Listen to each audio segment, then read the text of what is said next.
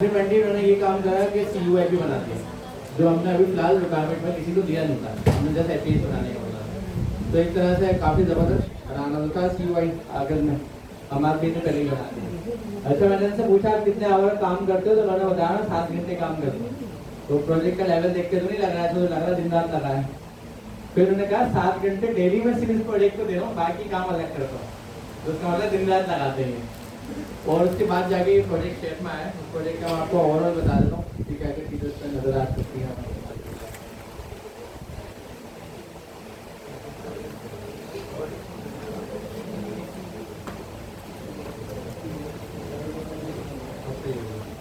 ठीक है, अब आप यहाँ पे देखें स्टार्ट कहाँ से हुआ है। ये हमारा ऑनलाइन मार्ट है इनका। हमारा ऑनलाइन मार्ट आपके सब लोग GPT स्टोर पे जाके ढूंढ सकते हैं कि कहाँ पर है।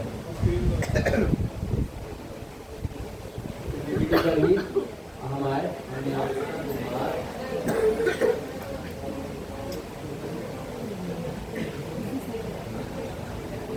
ऑनलाइन मार्ट ये जो आप हमारे ऑनलाइन मार्ट के पास जाएंगे तो यहाँ पर शॉपिंग कर सकते हैं।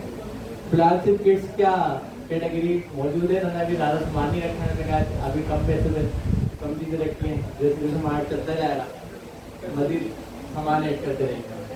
तब इसको उन्होंने रन करा यहाँ से स्टार्ट करना स्टार्ट करा what category of product are you interested in. मतलब सबसे पहले ये क्वेश्चन को परचेजिंग करना आ रहा है। एक लिस्ट दिखा दिया हमारे पास इलेक्ट्रॉनिक्स है, क्लॉथिंग है, होम एंड किचन है, स्पोर्ट्स है। तो उन्होंने कहा हम भी कैटेगरीज चाहिए। कैटेगरीज सारी वही आ गए हैं अगेन कैटेगरी। अच्छा, कैटेगरी 2 से 3 बार मंगवाई। एक्चुअली जो हमारा कैटेगरी आई है वो किड्स, वुमेन एंड मैन की आएगी। तो यहाँ पर हमने सेलेक्ट करा गेट किड्स प्रोडक्ट। फिलहाल हमें किड्स की प्रोडक्ट परचेज करनी है, तो उन्होंने यहाँ पे 2 दिखा दी। फिलहाल एक कॉलर सेट है हमारे पास, टॉय कार है। इन मेडिस ने दिखाई अभी सपोज कर लें इन प्रोसेस है तो आगे डेवलपमेंट होती रहेगी। अभी सिर्फ टैक्स पे है। $20 की परचेजिंग यहाँ पर उन्होंने करी है। I want to buy collar set की $20 की परचेजिंग आ गई। क्वांटिटी पूछी तो 2 आ गई। नाम पूछा, हमारे में नाम बता दिया। फिर उसने बाकी मजीद चीज़ें पूछने की कोशिश की तो वो भी बता देंगे। साथ साथ उसने एक लिंक प्रोवाइड करा। उस लिंक प्रोवाइड करने के बाद वहाँ पर जाके उन्होंने पेमेंट कर दी, और पेमेंट करने के बाद इस तरीके से पैसा आ गया सक्सेसफुल पेमेंट। स्टैप यूज़ करा पेमेंट के लिए, उन्होंने स्टैप यूज़ करा है। और पेमेंट का प्रॉपर पेमेंट वेरीफाई होके वैलिडेट होके कार्ड से चार्ज हो रही है। मतलब काम कंप्लीट हो गया है। अभी जो तो मजीद काम हो सकता है वो इम्प्रूवमेंट पे हो सकता है, लेकिन प्रोडक्ट पूरी है। देखा जाए इम्प्रूवमेंट तो सारी जिंदगी होता रहेगा। एक मार्ट बनेगा, सुंदर चीज़ आएंगी। तो इस तरह से हमारा ऑनलाइन मार्ट आ गया। आप बस सामान रख लो, हम परचेजिंग स्टार्ट कर दें आपसे। ठीक है जी sir, over to you. Perfect दोस्तों, तो मीन्स आपने देखा कि काफ़ी जो प्रोफेशनल्स लोग बोलूँगा, स्टूडेंट नहीं कह रहा, अब जो प्रोफेशनल्स लोग हैं वो अपने अपने प्रोजेक्ट्स को कंप्लीट करते जा रहे हैं और इंडस्ट्री के अंदर इन होते जा रहे हैं। ठीक है, तो आप लोग कब तक प्रोफेशनल नहीं बन रहे आपके ऊपर है। तो जल्दी से प्रोजेक्ट करें और टीम का पार्ट बनें, ताकि हम इंटरनेशनल प्रोजेक्ट की तरफ भी जाएंगे। लेकिन कुछ और हमारे पास लोकल प्रोजेक्ट्स हैं जो कि हमारी टीम ही बिल्ड करेगी। तो आप लोग उसका पार्ट बनेंगे और बहुत सारे काम हम लोग करेंगे मिलकर। अच्छा, अब कन्वर्सेशनल UI को ज़रा हम देखते हैं, उसके क्या बेनिफिट्स हैं। और इस तरह के जो भी आप यानी डेमो देख रहे हैं आप खुद बनाएंगे, और अभी भी आप बना सकते हैं। आपकी क्लास में से ही जब किसी ने बनाया, इट्स मीन आप लोग भी बना सकते थे मगर टाइम नहीं दिया। तो अब हम उसको टाइम देंगे प्रॉपर। अच्छा, तो एक एग्जाम्पल आपने देख ली कि गवर्नमेंट हाउस के लिए भी बनाई थी उसकी, लेकिन स्केलेबिलिटी की इश्यूज जो थे वो टोकन लिमिट्स, आपके मैसेजेस की रिक्वेस्ट की कुछ लिमिट थी, तो इस वजह से हमने उसको अभी इम्प्लीमेंट नहीं किया। लेकिन ज़रा आप सोचें कि ऐसा सिस्टम आप बनाना चाह रहे हैं जो स्टूडेंट के एग्ज़ाम में या उससे कोई भी किसी भी किस्म की हम सर्विस उसको देना चाह रहे हैं। तो दोस्तों ये बनाना आसान नहीं है। Chat GPT, custom chat GPT की मदद से आप क्विक इसको बना सकते हैं और ये अनलिमिटेड स्केलेबल है। जो हम GPT की ही स्टोर की सर्विस को इस्तेमाल कर रहे हैं, अपनी एडिशनल सर्विस अभी शामिल नहीं कर। जैसे कि FAQs वगैरह है तो वो आप बहुत आसानी से बना सकते हो एप्लीकेशन जो आज हम बनाना सीखेंगे। अब कन्वर्सेशनल UI अमीन जरा पेश बोल सकते हैं, मैं आपको लिंक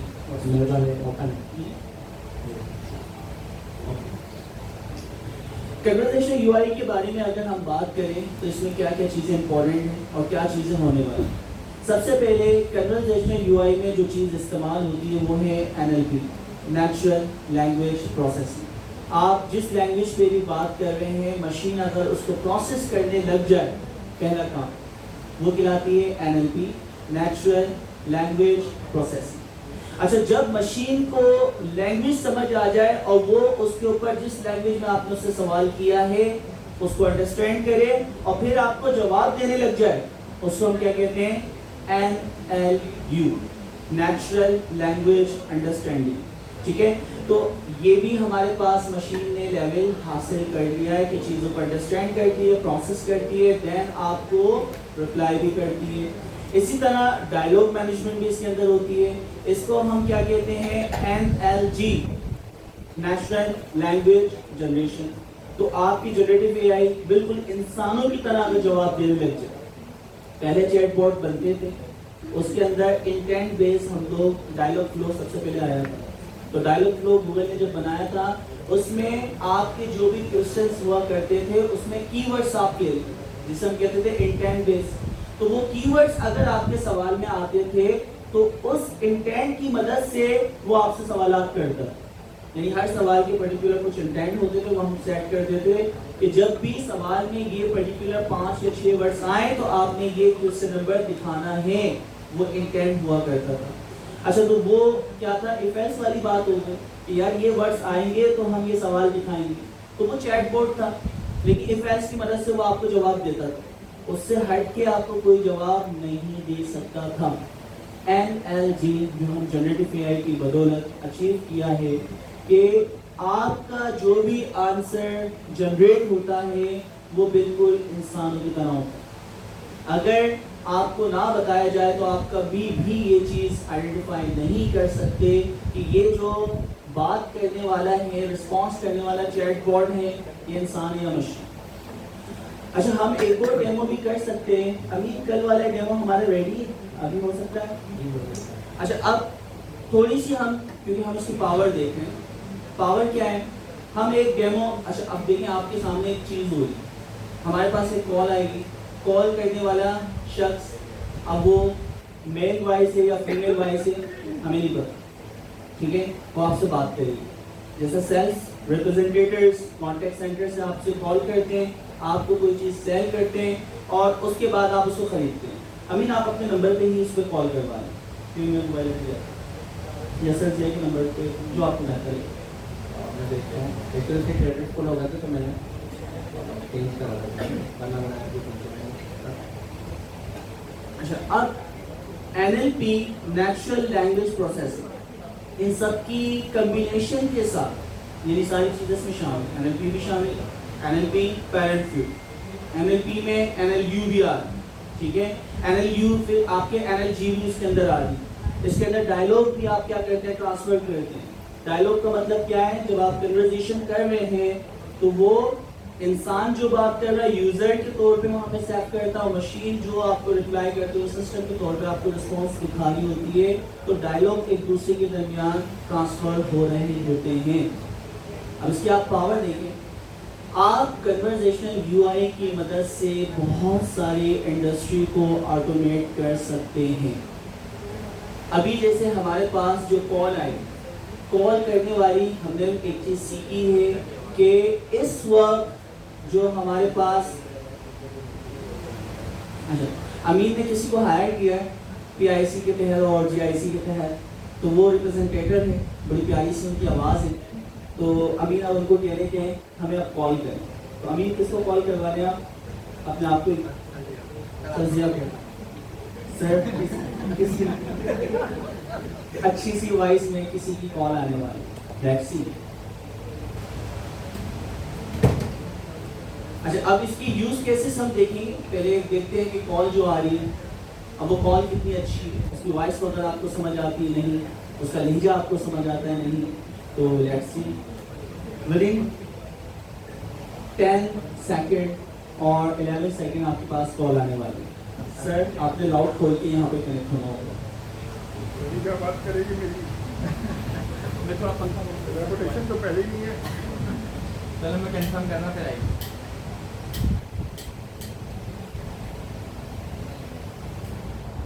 थोड़ी देर के लिए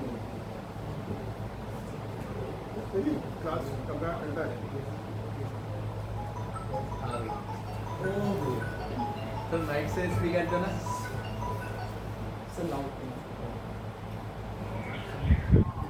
yes thank you so much what can I do for you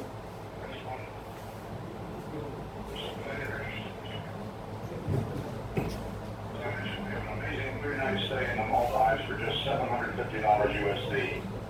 I've sent all the details to your email, so please take a look when you can. If you have any questions or need any other Yeah, information, how feel much- free to reach out anytime. How much will it cost me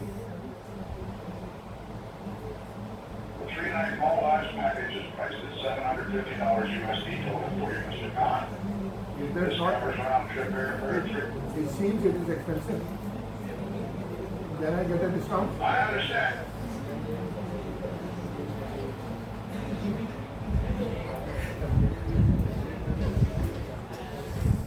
Can you give some discount? Can you give me some discount? But I'm not able to offer any additional discounts on the Maldives package at this time. However, I'd be happy to provide more details on the inclusions and see if there are any other ways I can assist you. I think Please let me know if you have any other questions. Okay, thank you. Thank you for calling. Bye. Discount नहीं दिया उसने। अच्छा sir मैं पाकिस्तानी और discount मांगूंगा भाई call करी हाँ वही कॉल करी ये अच्छा ये एयर कॉल नहीं है। एयर कॉल की क्वालिटी मुझे इससे भी अच्छी मिली थी, वो मैं बाद में कभी दिखाऊंगा।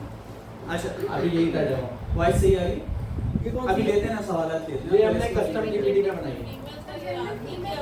अरे अभी बात करते हैं ना लिखे तो हायर हमने फीमेल को करा था। अच्छा हमने हायर फीमेल को किया था लेकिन वो कुछ नहीं पता ठीक है तो हमने उर्दू में बोलेगी पाकिस्तानी चलेगा अच्छा इसमें हाँ लैंग्वेज है बहुत सारी। अभी उर्दू नहीं है लेकिन अब मिल जाएगी But अगर that उर्दू नहीं है sound- प्रोवाइडर्स हैं। बट ये ऑटोमेटिक साउंड करती है। अच्छा अब इसके अंदर जो हमें भी अच्छा अभी आप लोगों से ईमानदारी का फीडबैक है। वॉइस सबने सुनी है? टोन आपने टोन एआई थी या ह्यूमन थी? एआई पता चल जो एआई थी लेकिन पता चल रहा था ह्यूमन नहीं। देखिए एआई थी आपको हमने बताया है तो एआई थी ये सडनली आपके पास कॉल आती आप बोलते कोई गोरा बात कर रहा है ठीक है ग्रीन पासपोर्ट अच्छा अपना बात करने का इंटेंशन देगा किस तरीके से दोस्ती कर रहा था वो? साथ साथ अच्छा उसकी टोन के अंदर इमोशन इंटेलिजेंस मौजूद थी है जिया खान खान करके मुखातिब थे मिस्टर खान ठीक है तो उसके अंदर इमोशंस थे और ये इमोशन अगर फीमेल वॉइस की अगर हो तो ज़्यादा शायद आपको फील होते लेकिन इमोशन थे AQ उसके पास जहानत मौजूद है human level EQ human level उसके अंदर इमोशनल भी आ गए कि जब वो आपसे बात कर रहा है तो अगर कोई लाइक अच्छी यानी न्यूज़ है तो वो किस तरह आपसे बात कर रहा है एक्साइटेड हो गए और अगर डिस्काउंट नहीं था तो टोन में सॉरी और लहजे में नरमी ये सारी चीज़ें उसमें आ गई अब ज़रा सोचें कॉन्टैक्ट सेंटर की जो आपकी कॉल सेंटर की इंडस्ट्री है फुली ऑटोमेट हो सकती है अच्छा क्योंकि अभी उर्दू के अंदर इतनी ज़्यादा उसकी टोन मैंने नहीं चेक की लेकिन इंटरनेशनल इंडस्ट्री के अंदर आप इसको यूटिलाइज कर सकते हैं और फायदे देखें अगर मैं एक कॉल सेंटर चलाता हूँ मेरे पास लीड्स आती है लीड्स का मतलब है वो कॉन्टैक्ट डिटेल जिन्हें हमें चीजें सेल करनी है अगर वो 1 लाख लोग हैं उनको कॉल करने में मुझे 20,000 लाइक रिप्रेजेंटेटिव कॉन्टैक्ट सेंटर के एजेंट हायर करना पड़ते हैं फिर वो कॉल करते हैं और 2-3 हफ्ते लगते हैं उसके बाद डेटा आता है और फिर मुझे पता चलता है कि क्या रिस्पॉन्स रहा मेरा प्रोडक्ट बिका या नहीं बिका मुझे बिजनेस हुआ या नहीं प्रॉफिट हुआ या नहीं वही 1 लाख यूजर को चैट जीपीटी से हम बेच की सूरत में बेच का मतलब है एक साथ अभी तो एक एजेंट कॉल कर रहा है वो मल्टीपल एजेंट एक साथ 1 लाख लोगों को कॉल करेंगे मे बी 1 दिन में या 2 दिन में या 1 घंटे में जितने आप उसकी सर्विस इस्तेमाल करेंगे क्योंकि स्केलेबिलिटी अनलिमिटेड है तो हो सकता है 1 घंटे में वो 1 लाख लोगों की लीड्स को कॉल करे उन्हें वो पिच करे और जितने लोगों को वो खरीदना होगा वो खरीद लेंगे और जिन्हें नहीं खरीदना होगा वो हमें हमारे पास लीड्स देख लेंगे कि वो सक्सेसफुल रही या वो फिर फेलियर बनी। तो ये बेनिफिट्स हमें इससे मिलने वाले हैं और कितना आसान है ये आप भी बिल्ड कर सकते हैं। कैसे बिल्ड करेंगे वो हम सीखेंगे। तो आपने देखा कि अभी तक चैट जीपीटी को हम इस्तेमाल कर रहे थे यूजर इंटरफेस के अंदर, कन्वर्सेशनल डायलॉग यानी कि आपके ट्रांसफर हो रहे थे, लेकिन फिर हमने देखा IQ, EQ और तीसरी चीज हमारे पास होती है AQ। ये जो अभी कॉल आई थी ये कौन सा वाले का पार्ट है? AQ। रियल वर्ल्ड इंटरेक्शन हुई, एक्शन परफॉर्म हुआ और उसके अगेंस्ट कुछ ना कुछ डायलॉग ट्रांसफर हुए, लीड जनरेट हुई, वो सक्सेसफुल रही या वो फेल हुई। तो सारा डेटा मेरे पास आ गया। अच्छा, अभी हम डेटाबेस से हमने नहीं कनेक्ट किया, तो जितने लोगों को कॉल की जाएगी उनकी डिटेल सब कुछ हमारे पास मौजूद हो। तो किसी को यानी वो चीज सेल हुई नहीं हुई, वो सारी डिटेल हमारे पास आ जाएगी। तो ये भी एक प्रोडक्ट है। अब ये प्रोडक्ट अमीन और हम लोग मिलके मुख्तलिफ बैंक्स को सेल करते हैं, ठीक है, नैंडूज को करते हैं। अच्छा, अब मैं पहले नोट्स ले रहा हूँ। ठीक है, अब अंजुम बोल रहे मैं खुद ही बना दूंगा सर, तो साथ मिलके सेल करें, ठीक है, पार्टनर बन जाए, मुकाबला कभी किसी का ना करें। तो हम नैंडूज के भी पार्टनर बन जाते हैं, हम बैंकिंग सेक्टर के भी पार्टनर बन जाते हैं, और कोई भी इंडस्ट्री है अगर वो कॉन्टेक्ट सेंटर बेस इस तरह की चीजें करना चाह रही है तो हम कर सकते हैं। कॉल सेंटर रिप्रेजेंटेटिव हम बना सकते हैं। अच्छा, अभी उसकी उर्दू की API इतनी अच्छी नहीं है। हाँ, सबसे इम्पोर्टेंट चीज यहाँ पे जो दिमाग था, दिमाग से क्या मुराद है, जो एजेंट वहाँ पे बैठा हुआ है वो LLM है, large language model chat GPT। आप जो भी सवाल करते हैं ह्यूमन लेवल IQ है और वो इंसानों की तरह आपको जवाब देता है। सबसे इम्पोर्टेंट चीज, जब आप call centre agent representative call करते हैं तो बहुत जूनियर पाकिस्तान में तो आप देखते हैं इंटर लेवल के लोगों को हायर कर लिया जाता है और वो आपसे चीज को सेल्स करते हैं। अब जब वो सेल्स की कॉल करते हैं तो प्रॉब्लम क्या है, उनका एक्सपीरियंस इतना नहीं होता। वो लीड बहुत इंपॉर्टेंट होती है, वो हमें लाइक मिलियंस का बिजनेस भी दे सकती है, लेकिन हमारे इस जूनियर की वजह से वो लीड क्या हो जाती है, कैंसिल हो जाती है। तो अब इस चीज से कैसे बचा जाए? तो ये जो बात करने वाला अंदाज था बिल्कुल प्रोफेशनल, इमोशनल इंटेलिजेंस के साथ, तो एक जो 20 साल का एक्सपीरियंस वाला रिप्रेजेंटेटिव होता है, कॉन्टेक्ट सेंटर में काम कर रहा होता है, उसका एक्सपीरियंस और एक वो जूनियर जो कि अभी 6 महीने हुए उसके एक्सपीरियंस में फर्क है। तो इसने जो बात करी थी उसका लेवल क्या था? क्या वो 20 साल वाले का एक्सपीरियंस था या 6 महीने वाले का? सुन के कैसा लगा? 20 साल वाला। तो आप जरा सोचें कि आपका वो बंदा, क्योंकि आपके इस बंदे से ही सबको कॉल करवाना चाहिए, तो अब ये 20,000 या 20 साल वाला एक्सपीरियंस वाला हर बंदे को कॉल करे, रियल वर्ल्ड में ये पॉसिबल नहीं था। लेकिन चैट जीपीटी 20 साल के एक्सपीरियंस के साथ, फुल इंफॉर्मेशन के साथ किसी भी हमारे क्लाइंट से बात करेगा, लीड को प्रोसेस करेगा और ये काम हो सकता है। तो ये चीज समझ आई? अच्छा, अब कन्वर्सेशनल यूआई के साथ हम कुछ चीजें देखते हैं, वो चीजें क्या क्या हैं? सर ने जो बात कही थी पूरा हमारे पास ट्रांसक्रिप्ट आ गया, क्या क्या बात हुई? आप देखें, सबसे इम्पोर्टेंट चीज जो भी कम्युनिकेशन हुई, अब इस चीज को भी नोट करें। हर कन्वर्सेशन होती है क्लाइंट और एजेंट के दरमियान। कॉन्टैक्ट सेंटर में जो भी टॉप मैनेजमेंट बैठी है वो इसको असेस नहीं कर सकती कि वो पॉजिटिव थी नेगेटिव थी। अभी जो इनका सिस्टम बना हुआ है, कॉल एंड होने के बाद अगर इस कॉल से आप मुतमईन हैं तो एक दफा फीडबैक देने के लिए, और अगर आप फीडबैक देना नहीं चाहते तो 2 दफा। अच्छा, इस सिस्टम में ये IVR है, रिकॉर्डेड कॉल्स होती हैं और वो बटन पे चलती हैं। अगर 1 दबाएंगे तो ये रिकॉर्डिंग चलेगी, 2 दबाएंगे तो ये वाली रिकॉर्डिंग। प्योर पहले से प्री रिकॉर्डिंग हमारे पास उनके पास सिस्टम होता है। हाँ, और अच्छा प्रॉब्लम एक और चीज देखें, वो बिल्कुल कॉल स्टार्ट होने से पहले भी आपसे पूछता है कि इस कॉल के बाद क्या आप इस पे फीडबैक देना चाहते हैं?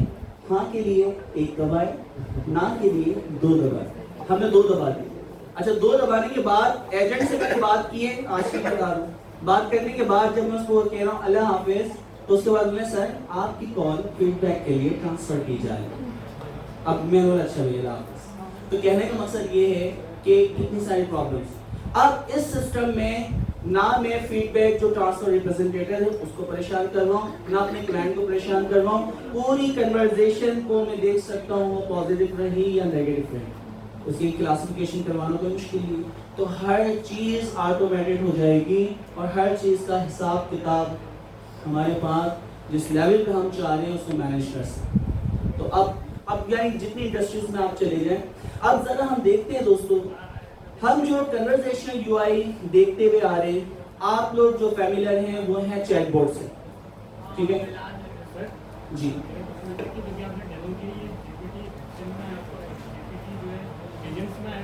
ये कस्टम जीपीटी था और कस्टम जीपीटी से हमने एक्शन परफॉर्म करवाया है। एजेंट का फ्यूचर अभी दिया ही नहीं बेचारे, ठीक है। तो यहाँ पे जितनी भी ये टैक्स फॉर्म के अंदर जो एपीआई हम इस्तेमाल कर रहे हैं जिसकी वॉइस, तो वहाँ पे ये टैक्स फॉर्म में कंटेंट जाता है और ये उसको प्रोसेस करता है, वहाँ से जो बोलता है और हमारे पास आता है वो दोबारा से टैक्स फॉर्म में प्रोसेस होके और उसका रिस्पॉन्स दोबारा टैक्स फॉर्म में जाता है। तो बैकएंड के ऊपर एलएलएम जो है वो इसको प्रोसेस करता है, क्योंकि आप यूएस वगैरह के सर्वर्स का आप देखें जीबीस के अंदर स्पीड होती है, ठीक है। ये तो हम पाकिस्तान में ना इंटरनेट में वॉइस जा रही है आ रही है, हम उसी का इंतजार करते रहते हैं। वहाँ तो सेकंडों के अंदर पता नहीं कितनी जीबी आप डेटा डाउनलोड कर लें, ठीक है। तो ये इंपॉर्टेंट चीज़ है। तो यहाँ पे दो सर्वर्स आपस में बात कर रहे थे, उनकी स्पीड आप देख सकते हैं कितनी फास्ट है कि आप real time near to real, ठीक है, बिल्कुल रियल टाइम। हमें तो रियल टाइम लग रही थी, लेकिन मैं अपनी इसको 100% रियल टाइम नहीं कह सकता, लेकिन रियल टू रियल टाइम जी। अभी कुछ भी इस्तेमाल नहीं, हमने बहुत 15 मिनट में प्रोजेक्ट बन जाएगा। ये जो प्रोजेक्ट है कितनी देर में बनेगा? 15 मिनट, ठीक है। तो आप इस तरह की चीजें 15 मिनट में बना सकते हैं। कॉल कैसे आई देख रहे हैं ना। अच्छा, मैं इसका बैकग्राउंड बता देता हूँ। मैंने वाइप पे काफ़ी काम करा है, अभी नहीं 8-10 साल पहले की बात है। तो वाइप का प्रोसेस क्या होता है, इंटरनेट कॉलिंग होती है और उसके पैसे होते हैं, क्रेडिट्स होते हैं, फ्री नहीं होती है। हाँ, वॉइस ओवर आईपी। तो वाइप पे आपके पास क्या होता है, आपने नंबर लेना होता है, कोई ना कोई परचेज करना होता है, और जब आप कॉल करते हैं तो नंबर की मैपिंग वगैरह काफ़ी प्रोसेस है, उसको शॉर्ट रखते हैं। वॉइप की अभी हम बात करते हैं, क्रेडिट्स होते हैं, उसकी जब भी कॉल होती है तो उसके पैसे चार्ज होते हैं, फ्री नहीं होते। फिर उसकी क्वालिटी के ऊपर डिपेंड करता है। हमारे पास यहाँ पे 3 ऑप्शन थे। 3 ऑप्शन क्या था, एक तो था हमारे पास पहले से वॉइप है, हम अपना सर्वर डिज़ाइन करें, उस सर्वर पे हम सारी एआई वगैरह लगा के, एनएलपी लगा के, मतलब जो कन्वर्सेशन हम वॉइस से करवा रहे हैं ये सब लगा के उसको एक डिज़ाइन कर दें, एक एपीआई को। उस एपीआई का काम ये होगा, वो स्क्रिप्ट लेगी, स्क्रिप्ट लेने के बाद उस स्क्रिप्ट के मुताबिक वो कॉल करेगी, कॉल करने के बाद यूज़र से बात करेगी, क्योंकि वो एआई है तो वो क्रॉस क्वेश्चनिंग के जवाब भी दे रही होगी जितना हमने उसको ट्रेन करा हुआ है। सारा जवाब लेगी, अपने पास होल्ड कर लेगी, होल्ड करने के बाद जब हम उसका स्टेटस पूछेंगे या वो डैशबोर्ड हमने लगाया हुआ तो वो डेटाबेस से निकाल के जो भी स्टेटस है वो हमें बता देंगे। अब इसमें हम पीछे डेटाबेस भी लगा सकते हैं, काफका भी लगा सकते हैं, दोनों ऑप्शन। ये तो हो गया आर्किटेक्चर के अगर हमें अपनी एपीआई बनाना है। इसका जो मैंने वॉइस की टेस्टिंग करी थी ना, तो मुझे पड़ रही थी पर कॉल 1 घंटे की अगर कॉल लगाए हम या पर कॉल लगाना $0.02 की मुझे पड़ रही थी एक कॉल, अगर मेरी वॉइस है। अभी मैं सर्वर की टेस्टिंग लगा रहा है, एपीआई लगा रहा है, मैं सिर्फ अपनी वॉइस यूज़ करते हुए ये काम करवा रहा हूँ। मैंने टेस्टिंग करी थी अपनी वॉइस लगा के। फिर मैंने एक प्रोवाइडर ढूंढा ब्लाइंड एआई का। अच्छा, मेरे से पहले ये काम ऑलरेडी सर ने डॉक्यूमेंटेशन में डाला हुआ। अगर आपने किसी ने गिटहब की डॉक्यूमेंटेशन देखी है सर की, तो सर ने कोर्स पूरा बनाया हुआ है, तो ये वॉइस वाला प्रोजेक्ट सर ने डाला है वहाँ पर। शायद किसने ट्राई करा किसने ढूंढना, खोल के देखा था आपने, डाला हुआ है ना वॉइस वाला। हाँ, स्क्रिप्ट भी डाली है, तो सर ऑलरेडी ना ये चीज़ जो हमने टेस्ट कराई है पूरी आपको रेपो में मिल जाएगी। मैं शायद ढूंढ के दिखा देता हूँ प्रोजेक्ट्स में। कॉलिंग रेट्स में ऐसे ही है, मैं का फ़ोन कॉलिएगा ये चलाओ, ये देखो इसमें सर ने blend.ai डाला हुआ। तो ये सर ने जो डाला हुआ ना ये प्लेटफॉर्म, अच्छा सर ने डाला हुआ एक जुनेद हमारे पास नंबर पे, उन्होंने भी टेस्टिंग करी, उन्होंने भी मुझे दिखाया था। तो एक उनका टेस्टिंग मेरे पास थी, सर ने डाला हुआ था। फिर एक मैं अपनी वॉइस से टेस्टिंग करना चाह रहा था अपना सर्वर बना के, तो मेरी वॉइस वाली टेस्टिंग तो मेरी कामयाब हो गई, लेकिन इतनी कामयाब नहीं हुई जितनी एफिशिएंट मुझे ब्लेंड एआई की मिली। उसमें मुझे काम करना पड़ता था, ऐसे वाला सर्वर को बनाना। तो ब्लेंड एआई ने कहा मैं $0.09 की पर कॉल पर मिनट की दूंगा। तो ये एक तरह से कॉस्टली थी, मैंने 0.02 0.09, लेकिन सब कुछ बना बनाया मिल गया। ₹27 हाँ, पर गया ना तो उसमें, लेकिन सब कुछ बना बनाया मिल गया। एपीआई मिल गई, लगाई, टेस्टिंग करी, बस चलाना है, टेस्टिंग करना है, यूएस का नंबर लेना है। कॉम्पिटिटर बना लो 0.09 दे रहे नहीं हैं आज सर्वर की कॉस्ट भी लगाई ना 0.04 देखते हैं सब बना के देखते हैं। तो इसमें एआई को भी इम्प्रूव करना है, ये तो इम्प्रूव मॉडल है, हमें तो इम्प्रूव करना है ना। अच्छा फिर मैंने अपने एक दोस्त को दिखाई जो कॉल सेंटर चला रहा है पूरा, तो मैंने उसको दिखाई थोड़ा सा खुशी के बारे में क्या जरूरत है, काम बंद हो रहा है। तो जब मैंने दिखाई तो वो 2 कदम आगे उसने एयर कॉलिंग टेस्टिंग करी, एक एयर कॉलिंग का प्लेटफॉर्म है, वो यही काम पूरा डैशबोर्ड पे दे रहा है। मतलब अपने का एपीआई पेमेंट कहाँ जा रहा भाई तुम इधर आके तुम जाओ मैं पहुँच गया मैं ढालूंगा कुछ भी सही है। अब जिस कॉल सेंटर वाला था वो पूरा ऑनर कॉल सेंटर है, उसके बाद अच्छी खासी रिसोर्सेज हैं 200 से ऊपर। तो उसे मैंने दिखाया, थोड़ा सा खुश हो गए, मैंने बोला इसको दिखाओ है देखो सिस्टम कहाँ जा रहा है। तो उसने मुझे बताया आपके बताया थे 6 महीने पहले मैं एयर कॉलिंग की सब्सक्रिप्शन ले चुका हूँ। एयर कॉलिंग मैंने आप लोगों को दिखाई थी थोड़ी देर पहले। जाहिर सी बात है डेटा होता है, जब बात करते हैं तो मार्केट से डेटा आता है ना। तो एयर कॉलिंग पूरा बना हुआ डैशबोर्ड है, इन्होंने कॉलिंग दी है, इंटरनेट कॉलिंग सारा काम दिया हुआ है। और ऐसा एक प्लेटफॉर्म दिखाना, 2 प्लेटफॉर्म उसने परचेज किया है।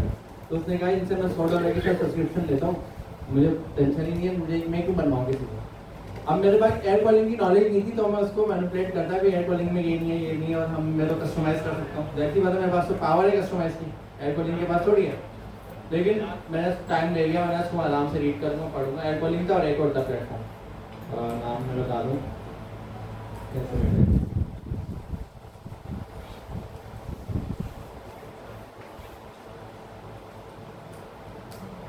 एक तरीका हो गया इसको बोलने का, लिखने को क्या है, डायल पैड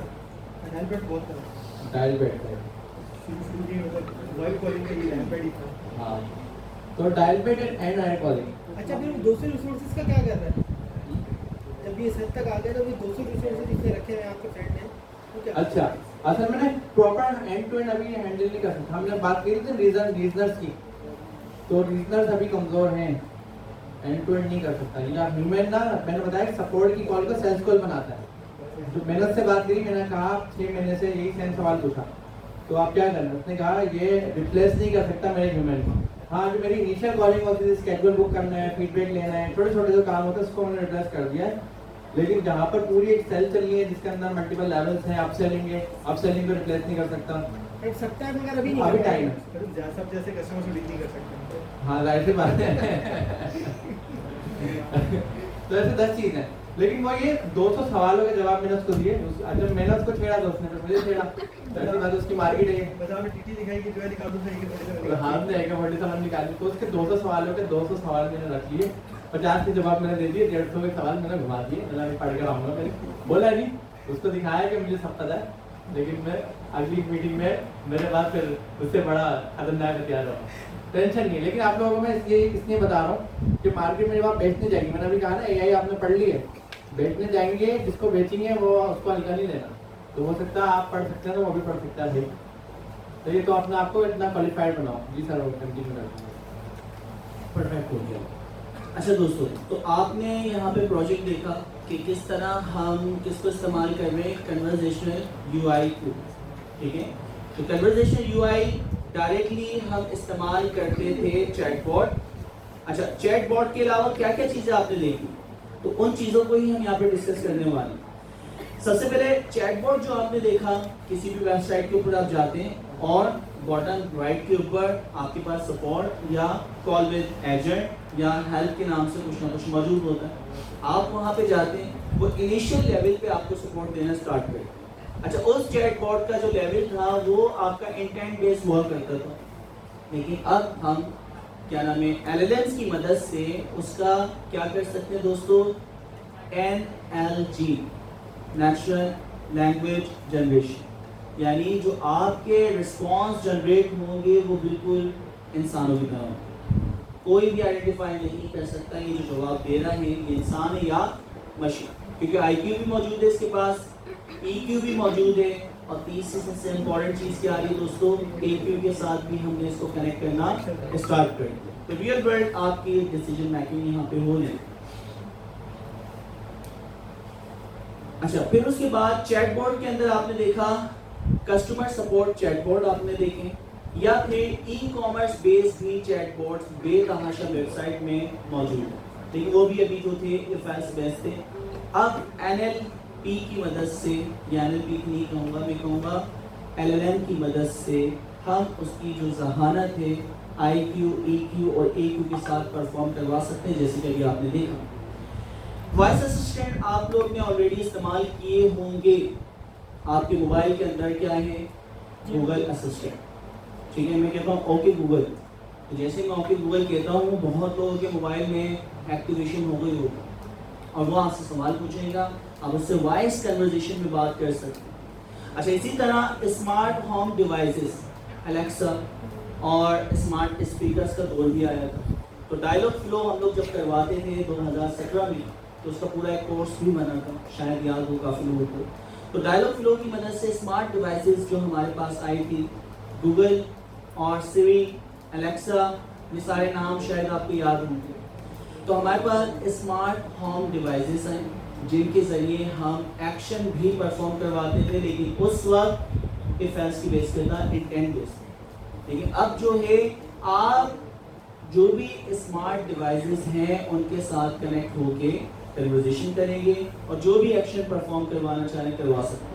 इट्स मीन अभी भी वो जो आपके पास हार्डवेयर मौजूद हैं, गूगल का स्मार्ट स्पीकर, तो उस स्मार्ट स्पीकर के ज़रिए मैं चैट जीपीटी को कनेक्ट करके LLM के ज़रिए ये काम करवा सकता हूँ। अभी जितने काम हो रहे हैं वो LLM हम जो इस्तेमाल कर रहे हैं दिमाग के तौर पे, वो दिमाग किसका है? वो दिमाग किसका है? अभी OpenAI का चैट जीपीटी 4o इस्तेमाल करें। लेकिन आगे जाके आपके लिए नहीं, सारी कंट्रोलिंग मुझे चाहिए, मैं खुद ट्रेनिंग करूँगा, उर्दू में ट्रेनिंग करनी है, फारसी में करनी है, उसमें अच्छा नहीं है, तो आप फिर क्या करें? किसको इस्तेमाल करेंगे? ओपन सोर्स को। लेकिन प्रॉब्लम वही है कि ओपन सोर्स को चलाना इतना आसान नहीं है। अच्छा, चैट क्या नाम है, लामा 3.1 के आने के बाद चैट जीपीटी OpenAI ने क्या किया है? चैट जीपीटी ओमनी मिनी निकाला, चैट जीपीटी 4o मिनी निकाला। अच्छा, उस मिनी की जो कॉस्ट वगैरह आ रही है 3.5 टर्बो से भी कम आ रही, उसमें एडवांस चीज़ इन्होंने ये दी है कि आपकी फाइन ट्यूनिंग भी उसमें अलाउ करें। ठीक है, रेग की कॉन्सेप्ट वगैरह जो थे वो सारे उसमें अलाउ कर दिए। तो तकरीबन उसकी जो कॉस्ट आ रही है बनिस्बत आप जो 3.1 लामा चलाएं और उसको यानी आप फाइन ट्यून वगैरह करें तो उसका कॉस्ट ज़्यादा आएगी और यहाँ पर कॉस्ट वगैरह कम आएगी। लेकिन प्रॉब्लम वही है कि ओपन सोर्स नहीं, वो क्या है, उन्होंने अपने सर्वर्स पे ही रखे, तो आप वेंडर लॉकिंग में यहाँ पे स्टक हो। तो हमारे पास क्या है, वॉइस असिस्टेंट्स मौजूद हैं जिसके अंदर स्मार्ट आपके क्या थे, होम डिवाइसेस थी, और मोबाइल के अंदर इस वक्त आपके पास मौजूद है कौन? सिरी, अलेक्सा या गूगल असिस्टेंट। तो हमारे पास दूसरा जो चैटबॉट के बाद था वो क्या था? Voice assistant. आगे जाके अब जो चीज़ें चेंज होंगी, वर्चुअल एजेंट। अच्छा, वर्चुअल एजेंट ऑलरेडी बने हुए। बैंकिंग जो मुख्तलिफ इंडस्ट्री है उसके अंदर आपकी जो बैंकिंग की कॉलिंग आ रही है, आप उसको कॉल कर रहे हैं, या फिर ये काम, अच्छा यूबीएन ने स्टार्ट किया था, लेकिन वर्चुअल एजेंट नहीं, उन्होंने रियल एजेंट पीछे बिठाया हुआ। ठीक है, तो उन्होंने ATM बल्कि कहाँ लगाई थी? गवर्नमेंट क्लिफ्टन के अंदर एक मशीन लगाई थी। तो वो पूरी मशीन आपका चेक डिपॉजिट और जितने आपके एक्शन हैं बैंकिंग के, वो सारे के सारे वहाँ से परफॉर्म होते हैं। चेक डिपॉजिट करवाना है, कोई चीज़ क्लियर करवानी है, आपको पे ऑर्डर बनवाना है, सब कुछ वहाँ से परफॉर्म होते हैं। लेकिन वर्चुअल असिस्टेंट नहीं था, वो क्या बैकएंड पे रियल एजेंट ही बिठाया था। तो बात वही है, कॉल सेंटर वाले बैठा हुआ था। अच्छा, तो हमारे पास वर्चुअल एजेंट का मतलब क्या है कि जब भी आपको किसी चीज़ की ज़रूरत होती है आप उस वर्चुअल एजेंट के साथ कनेक्ट होते हैं। तो बैंकिंग सेक्टर में अमेरिका के अंदर इन्होंने ये प्रोडक्ट बनाया था एरिका के नाम से। कौन से बैंक का है? Bank of America. तो बैंक ऑफ अमेरिका का एरिका जो है वो वर्चुअल एजेंट एक एग्जाम्पल है कि आप उससे जब भी कॉल करते हैं तो फुल बैंकिंग जो है आप उससे परफॉर्म करवा सकते हैं। इसी तरह एडा हेल्थ के नाम से भी एक चैटबॉट बना हुआ है जो कि हेल्थ केयर सेक्टर के अंदर मुख्तलिफ जो भी सर्विसेज हैं वो आपको प्रोवाइड करते हैं। अब मैंने टेस्टिंग नहीं की तो मुझे उसकी IQ EQ लेवल का नहीं पता, लेकिन इस लेवल पर अगर बना हुआ है, सर्जिया ने एग्जाम्पल में डाला है, तो उसका मतलब है वाकई वैल्यूएबल होगा। तो वर्चुअल एजेंट भी हमारे पास मौजूद हैं जो पर्टिकुलर काम करने के लिए बैठे। वॉइस असिस्टेंट हो गया, चैटबॉट हो गया, तो कुछ चीज़ें जनरल पर्पस थी, ये स्पेसिफिक नीश मार्केट के मुताबिक काम कर रहे हैं। अच्छा दोस्तों, होने क्या जा रहा है? हम आगे जाके क्या करने वाले हैं, एडवांसमेंट या advantages of conversational user interface, हमारे पास क्या क्या चीज़ है। देखिए नेचुरल इंट्रक्शन मौजूद है। अगर आपने अभी जो कॉल देखी तो बिल्कुल आपको नेचुरल लगी, तो आप ह्यूमन क्लाइंट के साथ इंट्रक्शन करवा सकते हैं अपनी मशीन की, और कोई भी काम जो आप बहुत फास्ट करवाना चाह रहे हैं वो कर सकते हैं। एक्सेसिबिलिटी है, एफिशिएंसी है, और सबसे इम्पोर्टेंट चीज़ 24/7 अवेलेबल। आप किसी भी अच्छे इंसान को हायर करते हैं, कॉन्टैक्ट सेंटर रिप्रेजेंटेटिव को, तो वो लिमिटेड 8 घंटे 12 घंटे बैठ सकता है, उससे ज़्यादा नहीं। ये जो हमारा एजेंट होगा वो 24 घंटे बैठेगा, और इतने एफिशिएंट वे से हर बंदे को। देखिए इंसान कभी गुस्से में होता है, कभी खुश होता है, तो वहाँ पे उसकी जॉब में बहुत ज़्यादा उसको चीज़ें फेस करना पड़ती है, ठीक है। तो यहाँ पे क्या है, हमारा जो एजेंट है वो हर दफ़ा हर इंसान से सेम लहजे में बात करेंगे, जो बहुत इम्पोर्टेंट है कि चाहे कुछ भी हो हमारा एजेंट किसी को नाराज़ नहीं करे। फिर उसके बाद क्या है दोस्तों, हम आगे जाके क्या क्या करने वाले हैं। तो क्या GUI ख़त्म हो जाएगा CUI आने से? ऐसा नहीं, उसकी वजूहात बहुत सारी चीज़ें ऐसी हैं जो इंसान अभी भी ग्राफिक्स की मदद से बहुत आसानी से समझ सकता है। फॉर एग्जाम्पल आपके ट्रेंड्स चल रहे हैं किसी भी, यानी आपके यूज़र के जो भी आपके साइन अप होते जा रहे हैं कि हर महीने कितने कितने आपके पास यूज़र्स आ रहे हैं। मैं सिर्फ आपको नंबर्स बताऊं तो उन नंबर्स के कंपैरिजन के लिए आपको कैलकुलेशन करना पड़ेगा, लेकिन ग्राफिकल यूज़र इंटरफेस से मैं ग्राफ कॉलम चार्ट आपको बना के दिखा दूँ तो आप फौरन आइडेंटिफाई कर लेंगे कि किस मंथ की सेल सबसे ज़्यादा थी, किस मंथ में सबसे ज़्यादा यूजर्स। इसका मतलब है GUI की बहुत ज़्यादा इंपॉर्टेंट है, और CUI की भी है, कि बहुत सारी जगह पे GUI बनाने में बहुत ज़्यादा टाइम लगता है, और वो चीज़ बोल के आप बहुत जल्दी समझा सकते हैं, और मुख्तलिफ जगहों पे आप बोल के अगर वो चीज़ समझाएं तो बहुत ज़्यादा टाइम लगेगा, बानिस्बत आप क्या दिखा दें, ग्राफिकल यूजर इंटरफेस। तो ये दोनों चीज़ों की कम्बिनेशन होना चाहिए, सॉर्ट ऑफ हाइब्रिड बन जाएगा। तो डेफिनेटली आगे जाके हम जो कन्वर्सेशनल UI, GUI और इसी तरह वर्चुअल रियलिटी, ऑगमेंट रियलिटी, और इसी तरह हमारे पास कैमरे के जरिए जो हमारे पास अवतार होगा वो बात करवा होगा, तो ये सारी की सारी चीज़ें आने वाली हैं। अच्छा, अब किस तरह आएंगी कुछ चीज़ें हम देखते हैं। सबसे पहले हमारे पास टेक्स्ट बेस्ड CUI, अभी जो आप चैटबॉट इस्तेमाल करते हैं, टेक्स्ट बेस्ड CUI जो है हमारे पास, वो आप लोग चैटबॉट इस्तेमाल करें। अच्छा, उसके अंदर क्या क्या चीज़ें हैं, हम जो इसको फ्यूचर पर्सपेक्टिव से देखें, NLP हमारी बहुत ज़्यादा इसमें इम्प्रूव हो चुकी है, ठीक है। IQ लेवल और EQ लेवल जो है बहुत अच्छा इस्तेमाल किया। फिर उसके बाद मल्टीलिंगुअल, तो मल्टीलिंगुअल का मतलब क्या है, मल्टीपल लैंग्वेज को सपोर्ट करें। अभी जो हमने बात करी है उसने इंग्लिश में करी, लेकिन मल्टीलिंगुअल NLP से हम जो बात कर रहे हैं, हम OpenAI से जो बात कर रहे हैं, आप देख सकते हैं कि आप उससे उर्दू में भी बात कर सकते हैं और इंग्लिश में भी बात कर सकते हैं। बाकी दूसरी लैंग्वेजेस में भी काफ़ी लोगों ने कोशिश की थी, पंजाबी में भी बात करने की कोशिश की है, और सिंधी में भी बात करने की कोशिश की है। उसका क्या रिजल्ट आया तो मुझे समझ नहीं आता, तो इसलिए मुझे नहीं पता, तो वही लोग बता सकते हैं जिन लोगों ने इस्तेमाल किया। सर बहुत सी लैंग्वेज में ऐसा होता है कि उसको समझ नहीं आती है, तो आप रिस्पॉन्ड इंग्लिश में करते हैं, तो समझ लेता है। मैंने सिंधी में कोशिश की है तो समझ दिया उसने, अच्छा, जवाब में रोमन में दिया, रोमन इंग्लिश में दिया। परफेक्ट। तो अभी भी देखें ना, अभी हमने इससे बात करना स्टार्ट की थी, इसने उर्दू में बात करना स्टार्ट की थी सबसे पहले जब हम डेमो देख रहे थे, फिर उसके बाद बात करते करते वो इंग्लिश में आ गया था, कोई मसला नहीं, खत्म हो गई थी। ठीक है। तो इस तरह चीज़ें चलती रहती। हाँ, आप उसको फिर जब आप अपनी CUI बनाते हैं, अपना असिस्टेंट या एजेंट बनाते हैं, अभी तो असिस्टेंट कहेंगे, तो जब आप अपना असिस्टेंट की API को इस्तेमाल कर रहे हैं, चैट कंप्लीशन हमारे पास मौजूद है, और क्या है, असिस्टेंट की 2 API इस वक्त हमारे पास मौजूद है जो OpenAI के जरिए हम अपने सिस्टम के साथ इंटीग्रेट करवा सकते हैं।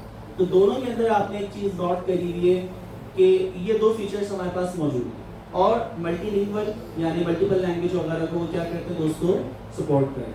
होना तो ऐसा चाहिए कि ग्लोबली सामने वाला जिस लैंग्वेज में बोले उसी लैंग्वेज में उसको जवाब दी जाए, और इसी तरह लाइव स्ट्रीमिंग में बेतहाशा इसकी लाइक TV अगर आप देखें तो TV के अंदर जो भी ब्रॉडकास्टिंग हो रही है वो पर्टिकुलर लैंग्वेज में हो रही है, वो शख्स जो बैठा हुआ है एंकर, वो आपसे उर्दू में बात कर रहा है पाकिस्तान में, लेकिन उसी को अगर इंडियंस देख रहे हैं या चाइनीज देख रहे हैं उनको तो बात ही नहीं समझ आई।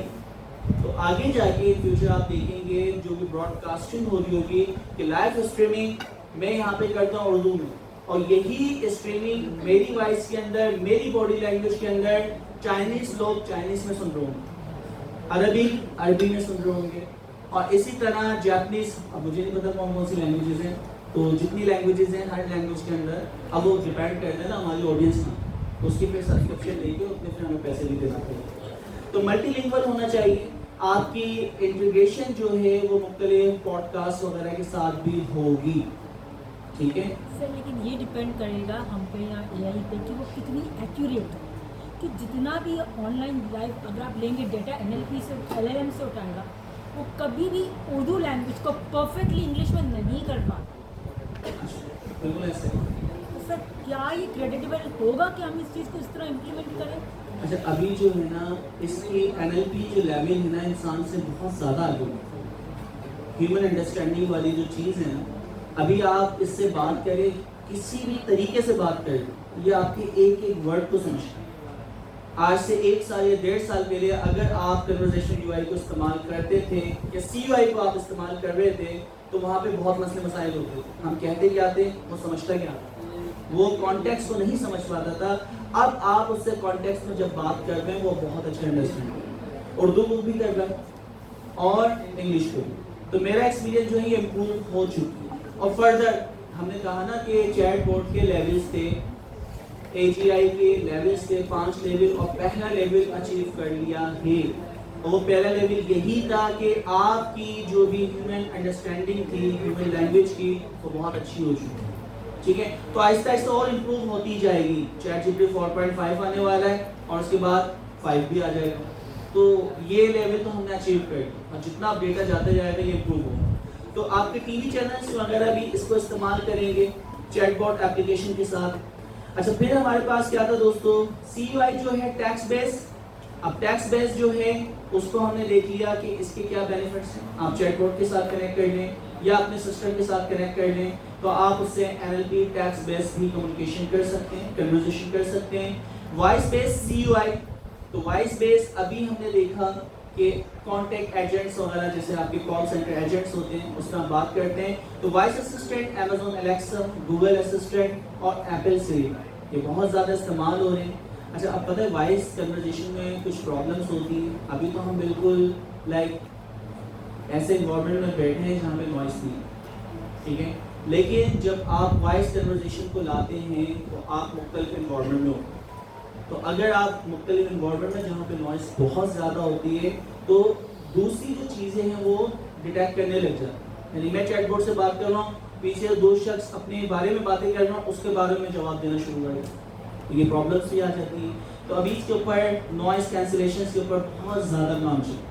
अगर नॉइस कैंसिलेशन वाला काम हो जाए या वॉइस रिकग्निशन के ऊपर काम हो कि पहले रिकग्नाइज कर ले कि कासिम की वॉइस को रिकग्नाइज किया है, अब 1000 लोगों की वॉइस आती रहे, उन सिग्नल को इसे पिकनिंग में कर वो डीप लर्निंग बेस्ड यानी एप्लीकेशन हो सकती है। तो नॉइस कैंसिलेशन के ऊपर काम चल रहा है कि भाई कासिम बात कर रहा है ना, सिर्फ कासिम की बात को ही सुने, उसी की बात का जवाब। इतने सारे लोग जब बात कर रहे हैं उनकी बातों को ना सुने। तो ये हमारे पास क्या वॉइस बेस्ड UI भी हमारे पास मौजूद है। आगे जाके जो आपने एक डेमो देखा था इसका दोस्तों, ChatGPT 4o का स्प्रिंट जब वीडियो आई थी, तो कैमरे के जरिए, या बल्कि इमरान खान नाम था ना, जो कि आपके हैं, कौन सी वेबसाइट है आपकी, एजुकेशन खान अकेडमी। इमरान खान है आप? सलमान। चलो अब एक्ट्रेस को हमें याद रखना पड़ेगा, तो सलमान खान। तो सलमान खान जिसके आप सब या कुछ लोग फैन होंगे, तो सलमान खान ने जब वो वीडियो बनाई अपने बच्चे के साथ, तो मैथमेटिक्स और वो सारी चीज़ें वो लाइव ड्रॉ कर रहा था, इक्वेशंस लिख रहा था, और आपका OpenAI जो है उसके ऊपर रिस्पॉन्स कर रहा था, ठीक है। तो इन फ्यूचर हम देखेंगे कि हमारे पास होगा वीडियो बेस्ड CUI, ठीक है, कन्वर्सेशनल UI। आप कन्वर्सेशन कर रहे हैं और कन्वर्सेशन जो हो रही है पहले टेक्स्ट बेस्ड हो गई, फिर क्या होगा, वॉइस बेस हो गई, आप बोल के कर रहे हैं। फिर क्या है, कैमरे के जरिए भी तो आप लोगों से बात करते हैं, वीडियो कॉलिंग, तो आप वीडियो के जरिए भी क्या कर रहे हैं, कन्वर्सेशन करते हैं। अच्छा, तो वीडियो के जरिए भी कन्वर्सेशन होगी और उसको हम बहुत ज़्यादा इस्तेमाल करेंगे। फिर थोड़ा सा अगर हम नीचे आए, 3D बेस्ड CUI, ठीक है। अच्छा, अब 3D बेस्ड CUI में क्या होगा, अक्सर आप देखते हैं कि सिमुलेशन में आप चले गए, अब वहाँ पे एक वर्चुअल वॉइस आपको आ रही, 3D बेस्ड एनवायरनमेंट कुछ भी हो सकता है, ठीक है। आप चले गए फॉर एग्जांपल कौन सी दुनिया में, ताजमहल चले गए, ठीक है, यहीं बैठे हैं, वर्चुअल एनवायरनमेंट, आपकी ऑगमेंटेड रियलिटी और वर्चुअल रियलिटी दो चीज़। वर्चुअल रियलिटी आप डिजिटल इंटरफेस के अंदर चले जाते हैं और वहाँ पे आप वो चीज़ें देख रहे होते हैं, ठीक है, वो 3D ग्लासेस हमने लगाए हुए होते हैं और वहाँ पे वो चीज़ें देख रहे होते हैं, अक्यूलेस वगैरह जो कि आपका मेटा का था। अच्छा, तो आपके पास डिजिटल फॉर्म के अंदर वो चीज़ें नजर आती हैं। दूसरा 3D क्या हो सकता है, ऑगमेंटेड रियलिटी। ऑगमेंट का मतलब क्या है, यहाँ पे फिजिकल इस वर्ल्ड के अंदर वो चीज़ नहीं है, वो ऑगमेंट हो, तो होलोग्राफी जो है वो ऑगमेंट रियलिटी टाइप होगी। अच्छा, वो ऑगमेंट रियलिटी मुझे ग्लास लगा के नजर आए, कैमरे की मदद से नजर आए, तो कोई ना कोई गैजेट होगा जिसके जरिए वो ऑगमेंट रियलिटी आप देख पाएंगे। तो ऑगमेंट रियलिटी हम दो तरीके से देख पा रहे हैं, या तो होलोग्राफी से देख सकते हैं, या मुख्तलिफ आप कैमरे को जब ऊपर करते हैं तो कैमरे के अंदर मुख्तलिफ जगह पे वो चीज़ मौजूद नहीं है लेकिन आपको नजर आ रही है, ठीक है। तो 3D स्पेस हमारे पास दो। तो इन फ्यूचर जो आगे जाके हम इस्तेमाल करेंगे CUI, कन्वर्सेशनल UI। दोस्तों, कहने का मकसद ये है कि आप उस एनवायरनमेंट में बोल के उस इंटरफेस से काम करवाएं। अब क्या है कि आप उस वर्ल्ड में चले गए, वर्चुअल रियलिटी के अंदर आप देख रहे हैं गुंबद, चले मदीना चले गए या मक्का चले गए, तो आप कोई भी चीज देख रहे हैं, जिस चीज को आप देख रहे हैं उसके बारे में वो बता रहे हैं। आप बोले मुझे यहाँ से इस पॉइंट A से पॉइंट B जाना है, मुझे जमजम जाना है, तो जमजम का जो रास्ता है वो आपको गाइड करने लग जाएगा कि ये आपके पास पाथ है, आप इसको फॉलो करके पॉइंट A से पॉइंट B तक जा सकते हैं। तो अभी तक हमने देखा कि CUI जो है वो टेक्स्ट बेस आप इस्तेमाल कर सकते हैं, CUI वॉइस के तौर पे इस्तेमाल कर सकते हैं, CUI वीडियो कैमरास की मदद से आप इस्तेमाल कर सकते हैं, 3D बेस भी हमारे पास CUI हो सकती है।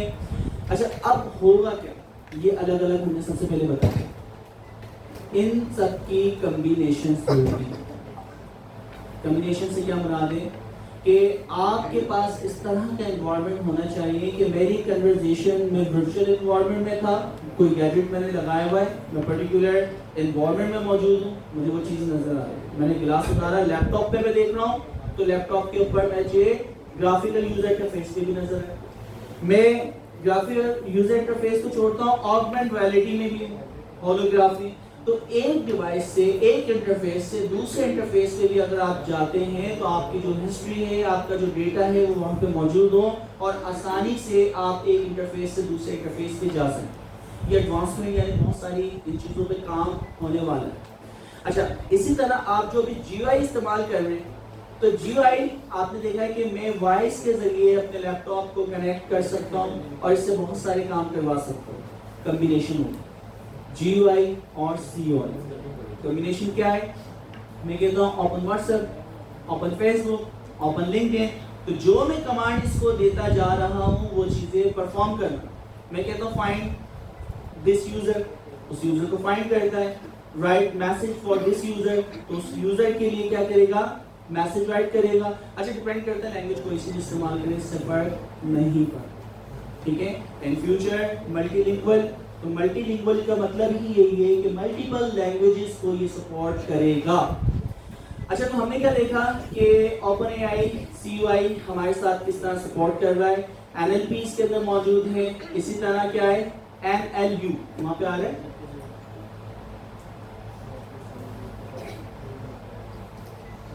ये चीजें हो गई थी।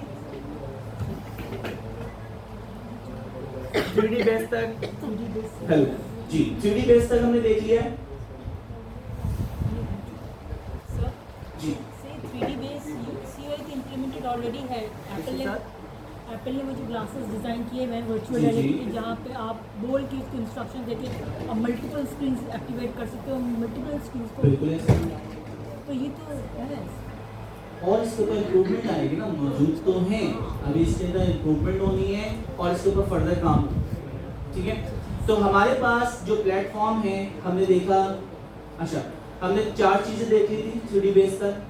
फिर उसके बाद क्या है, इंटीग्रेशन हमें करनी है, और इंटीग्रेशन जो है मुख्तलिफ CUIs वगैरह की एक साथ हो। CUI को हर इन्वायरमेंट के साथ हमें कनेक्ट करना है। अच्छा, सिर्फ इंडिविजुअल CUI हमारे किसी इतनी ज़्यादा इंपॉर्टेंस नहीं होगी जितना ज़्यादा दूसरे UI के साथ मिलकर ये काम करें। तो इसकी इंटीग्रेशन के साथ हम लोग काम कर रहे होंगे। अच्छा, फिर क्या है दोस्तों, OpenAI custom GPT platform for CUI, ठीक है। हम OpenAI का एक फीचर है जो कि हमारे पास क्या है, कस्टम GPT। तो कस्टम GPT अभी आपने 2 एक्सपेरिमेंट या एग्जांपल्स यहाँ पे देख ली, उसमें हमें क्या क्या बेनिफिट्स मिल रहे हैं और क्या क्या सपोर्ट इस वक्त मौजूद है। NLP, नेचुरल लैंग्वेज प्रोसेसिंग, इंसान किसी भी लैंग्वेज पे आप इससे बात करके देखिए, बहुत अच्छा अंडरस्टैंड करते हैं। इतना अच्छा आपको आपकी वालदा नहीं समझती होंगी जितना अच्छा ये आपको समझ जाए, ठीक है। आपकी बेगम आपसे इतना हंस के बात नहीं करती होगी जितना हंस के आपसे ये यानी CUI जो है बात करेगा, ठीक है। तो जब भी आप इससे बात करेंगे आपको हंसते हुए जवाब देगा। NLP मौजूद है हमारे पास OpenAI के कस्टम GPT के अंदर। NLU मौजूद है, नेचुरल लैंग्वेज अंडरस्टैंडिंग, ठीक है। तो इसकी अंडरस्टैंडिंग इनेबल यानी आपके पास OpenAI के साथ आपको ये भी मिलता है। डायलॉग मैनेजमेंट, आप जो भी चैट करते हैं, कन्वर्सेशन करते हैं, पूरी कन्वर्सेशन की जो हिस्ट्री है हमारे पास मौजूद होती है, ठीक है। जैसे रिसर्च के पास हमने कॉल क्रिएट करवाई मैक की, तो कॉल की पूरी कन्वर्सेशन, डायलॉग जो आपके ट्रांसफर होते हैं वो सारी डिटेल वहाँ पे मौजूद थी। अच्छा, फिर हमारे पास क्या है, NLG, नेचुरल लैंग्वेज जनरेशन, बिल्कुल इंसान की तरह वो आपको जवाब दे रही है, कोई भी नहीं पहचान सकता जो वॉइस की सूरत में दे रही हो या टेक्स्ट की सूरत में दे रही हो। अगर आपको ये ना बताया जाए कि बैकएंड के ऊपर LLM लगा हुआ है, आप यदि आपको पता होता है इसलिए आप समझते हैं कि AGI से बात करो, लेकिन अगर आपको ना बताया जाए तो आप कभी भी आइडेंटिफाई नहीं कर सकते, फिर ठीक है। तो इस तरह की टोन है। और देखें, अभी कभी लड़की की वॉइस में कॉल आ रही है, कभी लड़की की वॉइस में कॉल आ रही है, तो यहाँ पे ये भी बेनिफिट्स आपको मिल रहे हैं कि जो हम यानी एक्स्ट्रा APIs निकाल यानी इस्तेमाल कर रहे हैं या एक्सटर्नल APIs इस्तेमाल कर रहे हैं वॉइस की, तो उसके अंदर ये बेनिफिट्स हमें मिलते हैं कि स्क्रिप्ट हमारी यानी दिमाग हमारा है, लेकिन वॉइस जो है वो API के थ्रू है। API इकोनॉमी की जो हमने बात की, तो ऐसा नहीं है कि सिर्फ OpenAI ही सिर्फ पैसे कमाएगी। जिन लोगों ने अपने प्रोजेक्ट्स बनाए हुए हैं, अपनी APIs बनाई हुई हैं, दुनिया उन सब की कम्बिनेशन के साथ चीज़ें या प्रोडक्ट्स बनाएंगे और बेनिफिट्स होगा कि जब ये इस्तेमाल करेंगे तो कोई पैसे ले रहा है और ये पैसे लेके दूसरे को दे।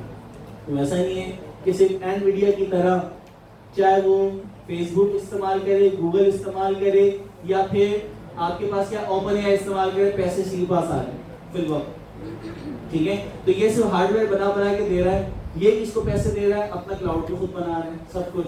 तो अभी सारी इनकम AI जितना बूस्ट कर रही है, ज्यादातर इनकम किसके पास जा रही है, NVIDIA के पास, ठीक है। तो API इकोनॉमी से ये फायदा होगा कि जब ये किसी क्लाउड सर्विस अगर NVIDIA इस्तेमाल कर भी रहा होगा, तो जितने पैसे खुद कमा रहे हैं तो कुछ पैसे आगे भी, ऐसा नहीं कि सारे पैसे लेके दुनिया के सबसे अमीर तरीन NVIDIA भी है और आगे जाके हमेशा है, ठीक है। तो ये चीजें हमारे पास मौजूद है। फिर क्या कर रहे हैं दोस्तों, हम लोग कस्टमर कुछ यानी हम चीजें बना सकते हैं। Example of CUIs using OpenAI custom GPT। हम क्या कर सकते हैं, बिजनेस पर्सपेक्टिव से कस्टमर सपोर्ट, हमारे पास कोई भी बिजनेस आप उसका GPT बना सकते हैं, चाहे वो आपके पास PIC हो या Nando's हो, आपने उसकी जो भी वैल्यूएबल डिटेल्स हैं वो वहाँ पे आपने डाल देंगे, क्योंकि तीनों चीज़ें हमारे पास मौजूद हैं कि IQ भी मौजूद है, EQ भी मौजूद है और AQ भी मौजूद है। AQ करने के लिए सबसे ज़्यादा इम्पोर्टेंट चीज़ क्या है दोस्तों, आपकी API, और उस API को LLM के साथ या कस्टम GPT के साथ कनेक्ट करने के लिए हमें उस API की डॉक्यूमेंटेशन लिखना पड़ती है, और वो कौन सी लैंग्वेज में होती है, यमन, जिसे हम कहते हैं ओपन API स्पेसिफिकेशन।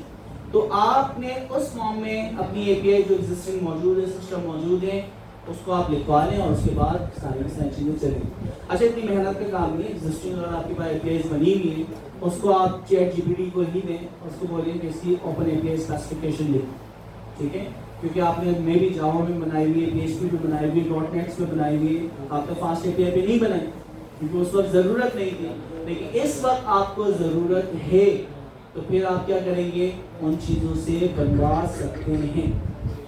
नेक्स्ट वाला दोस्तों क्या है, आप पर्सनल असिस्टेंट बना सकते हैं बिजनेस यूज केस के अंदर।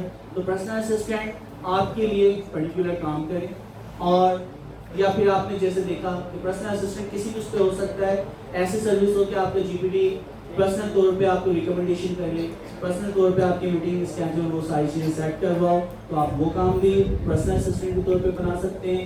एजुकेशनल टूल में बहुत ज़्यादा इस्तेमाल होने वाले, आप देखें ना, पर्सनलाइज होके हर यूज़र को पढ़ाना, हर स्टूडेंट को पढ़ाना नामुमकिन सी बात है इस क्लास में। बल्कि जो भी हमने न्यू क्लास स्टार्ट की है उसमें 13 साल की स्टूडेंट भी बैठी है, आई थिंक 7 साल का भी कोई बच्चा है, ठीक है। तो इतनी छोटी उम्र का यानी इंसान भी बैठा हुआ है, स्टूडेंट भी बैठा हुआ है, और मैं भी शायद उस क्लास के अंदर 60 साल के बंदे भी इस साल यानी मुझे एज में नजर आए, 60 से ज़्यादा हो रहा हूँ, 55 साल की उम्र के कुछ लोग नजर आए। तो कहने का मकसद ये है कि मैं 60 साल बंदे की जिसकी उम्र है उससे किस तरीके से बात करता हूँ, और 7 साल का जो बच्चा है उससे बात करने का तरीका अलग है।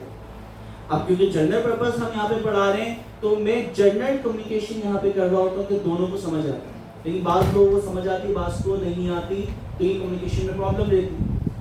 अगर आप एजुकेशनल रेवोल्यूशन लाना चाह रहे हैं ChatGPT बेस, अब वो अवतार हो, 3D आपके यानी एनवायरनमेंट का कोई यानी आपका करेक्टर हो, ठीक है, तो अब होगा क्या दोस्तों, एजुकेशनल सिस्टम के अंदर भी रेवोल्यूशन हम कस्टम GPT से ला सकते हैं। वो पर्सनलाइज होकर आपका एग्जाम, अभी जो हम बनाने वाले हैं MCQs बेस या एग्जामिनेशन सिस्टम टाइप अभी GPT हम बनाएंगे, तो दोस्तों ज़रा कंसीडर करें कि यहाँ पे अगर 200 स्टूडेंट बैठे हैं और अर्जेंट मुझे एक सिस्टम बनाना है, आपकी असेसमेंट करनी है, मैंने आपको प्रॉम्प्ट इंजीनियरिंग पढ़ाई, मैं देखना चाह रहा हूँ आपको कितना समझ आया कितना नहीं। अच्छा, एक तो ये है कि मैं पूरा अपना सिस्टम बनाऊं, उसमें सवालात डालूं और उसके बाद आपका टेस्ट लूं। दूसरा क्या फायदा है कि हम डायरेक्टली यहाँ पे क्या बनाएंगे, कस्टम GPT आप लोग के सामने, और आप सब डायरेक्टली एग्जाम देंगे, और हर स्टूडेंट के पास प्रॉम्प्ट इंजीनियर का उसके लेवल, क्योंकि उसको अभी उसने असेस नहीं किया हुआ, तो कस्टमाइज नहीं हुआ ना, पर्सनलाइज नहीं हुआ, कस्टमाइज तो है लेकिन पर्सनलाइज नहीं है। तो पर्सनलाइज अगर हम उसको कर दें, अच्छा फिर आई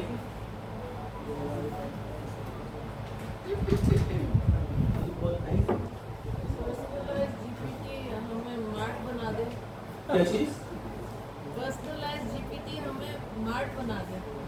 अच्छा मार्ट बना देना, पूरा बना सकते हैं, ये बताएं ना, बनवाएं ना आप अपनी पूरी रिक्वायरमेंट्स को दें, अपने टूल्स बताएं, तो मुझे आप उसको बता दें, हम आंसर लें। नहीं, अब वो इतना ही है ना, वो सारी चीजें आपको बताएगा। अच्छा, आपने कोशिश करेंगी, वो सारे टूल्स जानता है, नॉर्मल आप ChatGPT से ऊपर कन्वर्सेशन स्टार्ट करें, अपनी रिक्वायरमेंट बताइए, प्रोजेक्ट बनाना है, ये टेक्निक इस्तेमाल करनी है, मुझे CUI भी बनाना है, मुझे GUI भी बनाना है, मुझे APIs भी बनानी है, लेकिन APIs के अंदर आपने नॉट जस्ट थ्री बनानी है, APIs जो आपको बनानी है किसको बनानी है, फास्ट API पे बनानी है, तो वो सारी चीज़ें आपने रिस्ट्रिक्ट करना पड़ेगी, ठीक है। तो हम क्या करते हैं, क्या चीज़ बना देगा, हाँ बना देगा, वो सारे कोड भी लिख के देगा, ठीक है, और काफ़ी लोगों ने इसी तरीके से काम किया, और मैं चाहता भी यही, मैं नहीं कहता कि आप लोग अपना दिमाग इस्तेमाल करें, वैसे इस पर बहुत लोड है, तो आप कम से कम लोड दें, जनरेटिव AI से ही सारे काम करें। हमने पहले दिन से ये कहा है ना कि कोड जनरेटिव AI करेगा, हम सिर्फ उसको हैंडल करेंगे, ठीक है। अच्छा, तो ये चीज़ें हम दोस्तों करने वाले जी, किसका जी,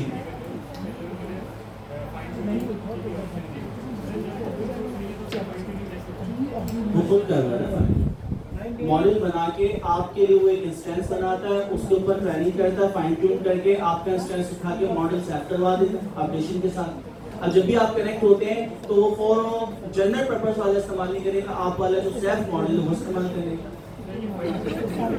फाइन ट्यून होगा, वो तरीका हमें बताएगा उसी तरीके से।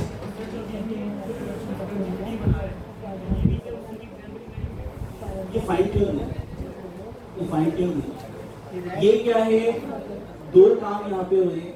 आप जो प्रॉम्प्ट इंजीनियरिंग करते हैं, यहाँ पे प्रॉम्प्ट इंजीनियरिंग का काम और रह गए और ब्रेक, दो चीजें होती हैं, ठीक है। और आपके टूल्स हैं जो कि आपके रियल वर्ल्ड AQ के साथ कनेक्ट करते हैं। तीन चीजें इसके अंदर इस्तेमाल होती हैं। तो यहाँ पे फाइन ट्यूनिंग नहीं है। फाइन ट्यून का मतलब है बेस मॉडल को उठा के उसके वेट्स को अपडेट करते हैं।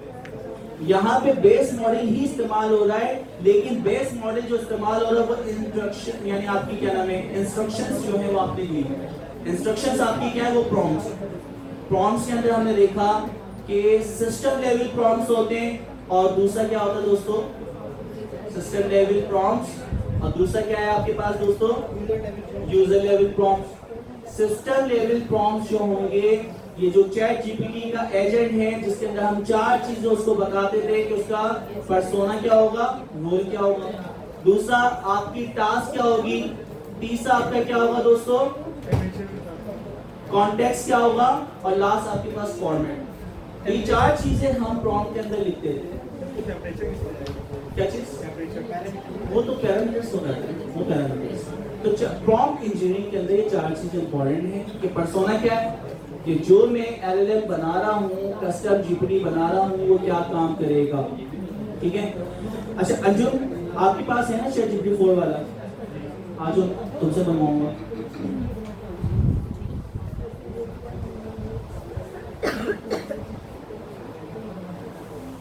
अच्छा अब अंजुम से हम इस वक्त बनवाते हैं एक कस्टम GPT, जो कि बहुत ही आसान है, इतना मुश्किल नहीं है।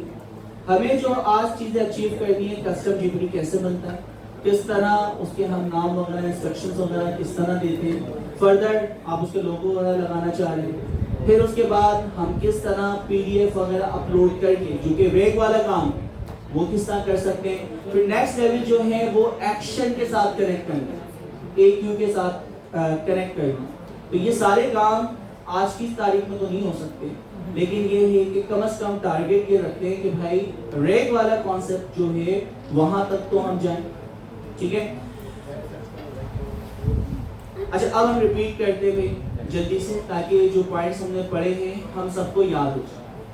कन्वर्सेशनल UI कोई नई नहीं है, पुरानी, लेकिन इसके अंदर इम्प्रूवमेंट आने की वजह से हम इसको अब बहुत ज़्यादा यूटिलाइज करेंगे।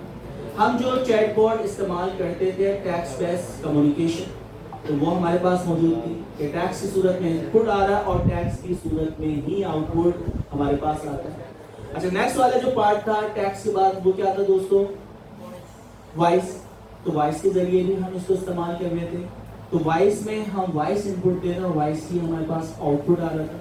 फिर कम्बिनेशन हमने देखी कि हम इसको GUI प्लस CUI की कम्बिनेशन के साथ भी इस्तेमाल करना, और ऑपरेटिंग सिस्टम आप लोग बोल के ऑलरेडी इस्तेमाल करते हैं। सिरी या वॉइस असिस्टेंट जो आपके पास मौजूद है, कि आप उसको बोल के कहते हैं कि कैलेंडर सेट कर दो, टाइमर सेट कर दो, वो सारी की सारी चीजें सेट करने लग जाता है। अंजुम आप अपनी सिस्टम सेट करने आ जाओ, ठीक है। फिर उसके बाद चार बल्कि 5 इंपॉर्टेंट चीजें हमें पता चली। हम सिर्फ NLP को जानते थे, तो NLP हमारे पास क्या है, NLU हमारे पास क्या है, इसी तरह डायलॉग मैनेजमेंट क्या होती है। फिर उसके बाद क्या थी हमारे पास NLG, और फाइनल हमारे पास क्या है, speech recognition synthesis for voice CUI। अच्छा ये क्या कर रहा है, स्पीच रिकग्निशन वॉइस को पहचानना, सिंथेसिस वॉइस। अभी जो सर जिया के पास कॉल आई थी, सिंथेसिस का मतलब है नियर टू रियल, ऐसा डेटा जिस डेटा को देख के आपको लगे कि बिल्कुल रियल डेटा है, वो डेटा आपका क्या कहलाता है दोस्तों, सिंथेसिस डेटा। तो सिंथेसिस डेटा जो है नियर टू रियल डेटा हमारे पास जनरेट हो, ठीक है। तो ये चीज हो गई। फिर चैटबॉट हम जानते हैं, वॉइस असिस्टेंट हम जानते हैं, वर्चुअल एजेंट हम लोगों ने देखे हुए जो कि मुख्तलिफ यानी कॉन्टेक्ट सेंटर वगैरह के लगे हुए होते हैं, आप उनको कॉल मिलाते हैं तो वो आपके साथ कनेक्ट होकर बात करते हैं। हेल्थ सेक्टर में भी मौजूद है, बैंकिंग सेक्टर में भी मौजूद है, और अभी आप ढूंढने निकले तो बेतहाशा लिस्ट आप मुझे प्रोवाइड खुद कर सकते हैं। अच्छा, इंडस्ट्री के अंदर रेवोल्यूशंस आने वाली हैं। वो रेवोल्यूशंस क्या हैं कि आपकी टीवी इंडस्ट्री के अंदर भी आप CUI को इस्तेमाल करेंगे और उसका क्या बेनिफिट्स होगा कि हम एक लैंग्वेज में बात कर रहे होंगे। ब्रॉडकास्टिंग मुख्तलिफ आपके रीजन्स के अंदर मुख्तलिफ मल्टीलिंगुअल यानी मल्टीपल लैंग्वेज में ब्रॉडकास्ट होने लग जाएंगे। तो ये सारी चीज़ें जनरेटिव AI से होने वाली हैं। ओके,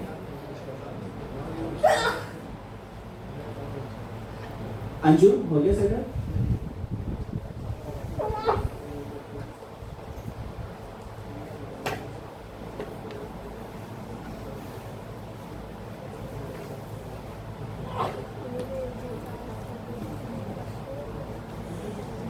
अच्छा जी, GPT क्या है? GPT जिस तरह ओपन AI का एक फीचर है, उस फीचर के अंदर जिस तरह हमारे पास Android application, iOS application, desktop हम सॉफ्टवेयर्स बनाते थे, और देखें इन सब सॉफ्टवेयर्स को या वेब बेस्ड एप्लीकेशन जो हम बनाते थे उसकी सारी जिम्मेदारी हमारी होती। सारी जिम्मेदारी से क्या मुराद है कि जो भी हमारे काम होगा, चाहे उसकी सिक्योरिटी हो, चाहे उसकी इंक्रिप्शन का काम हो या उसकी स्केलेबिलिटी का काम हो, सब चीजों की जिम्मेदारी किसकी थी? हमारी। हम जो कस्टम GPTs इस्तेमाल कर रहे हैं तो उसका फायदा ये है कि हम तो सिर्फ उसके इंस्ट्रक्शन यानी जो इंस्ट्रक्शंस हैं वो इंस्ट्रक्शंस देने के बाद सारी जिम्मेदारी जब पब्लिश हमने कर दी वो किसकी है? ओपन AI की। ओपन AI आपकी जितने भी थ्रेड्स हैं, सिक्योरिटी है, सब चीजों को खुद से मैनेज करेगी। और स्केलेबिलिटी, अभी जैसे हम कस्टम GPT जब बनाएंगे तो कस्टम GPT क्या करेगा दोस्तों? आप सब जितने भी मिलियंस, बिलियंस या ट्रिलियंस यूजर्स भी अगर आ जाएं तो सारे के सारे क्या होंगे दोस्तों? उसको इस्तेमाल कर सकते। तो स्केलेबिलिटी का कोई इशू नहीं है, सिक्योरिटी का कोई इशू नहीं है, सब चीजें खुद से मैनेज करेगा। हाँ, लेकिन जब आप इसकी इंस्ट्रक्शन अपनी AQ के साथ करेंगे, अपनी APIs के साथ करेंगे, तो वहां पे सिक्योरिटी लेवल आपने खुद मैनेज करना है, क्योंकि आपकी API के पास डेटा आएगा तो उन सर्वर्स की रिस्पॉन्सिबिलिटी अभी भी आपकी। ठीक है, वहां पे AQ की सपोर्ट वगैरह ये आपको नहीं देगा, ये सिर्फ डेटा लेगा, API इस्तेमाल करेगा, जिस किस्म का डेटा वो आगे भेजेगा। ठीक है, हेलुसिनेशन और टॉक्सिसिटी वो सारी की सारी चीजें हमें मैनेज करना होती हैं। अभी हमारे जो जंग है जनरेटिव AI के अंदर, हम जब इससे पहले डीप लर्निंग पढ़ते थे तो हमारी जो जंग थी वो किसके साथ थी? बायस के साथ। आपका डेटा जो होता था, आपका जो मॉडल होता था वो बायस हो जाता था। बायस का क्या मतलब था? कोई जानता है? किसी मखसूस चीज को वो, अच्छा ट्रेनिंग के दौरान जो चीज मैं आपको सिखाऊं ना, जो आपको ट्रेन किया जा रहा है, उस चीज को ही आप वो कैटेगरी कंसीडर करें, उसके अलावा कोई भी चीज हो जरा से चेंजेस के साथ आप उसको बोलेंगे नहीं। अब इसकी बेतहाशा एग्जाम्पल थी, कंसीडर करें कि हमने एक ऐसा एजेंट बनाया जो जितने लोग बैठे हैं उनका चेहरा देख के बताए या उनकी प्रोफाइल अपलोड करने के बाद बताया कि उस शख्स की शादी होगी है। ठीक है, अब प्रॉब्लम क्या है? इस तरह का जब हमने मॉडल उठाया, अब हम डेटा कलेक्ट करते हैं। डेटा कलेक्शन में पहला नाम हम अमीन आलम का डालते हैं, प्रोफाइल डालते हैं कि भाई इंटरनेशनल मार्केट में काम कर रहा है और बंदे की सैलरी लाइक 5,000, 6,000 या $10,000। ठीक है, दूसरी प्रोफाइल हम उठाते हैं जिशाना ने, वहां पे भी 20,000 प्लस आपके डॉलर सैलरी।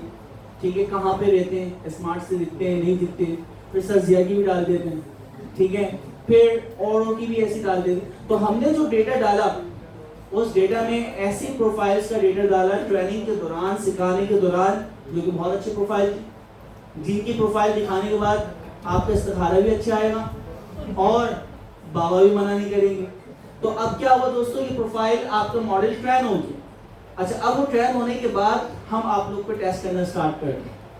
तो अब टेस्ट करना जब स्टार्ट किया, हमारी क्लास में से कुछ लोग अपनी प्रोफाइल अपलोड करते हैं और वो बोलता है रिजेक्टेड, आपकी शादी नहीं होगी। दूसरे ने अपलोड किया, रिजेक्टेड।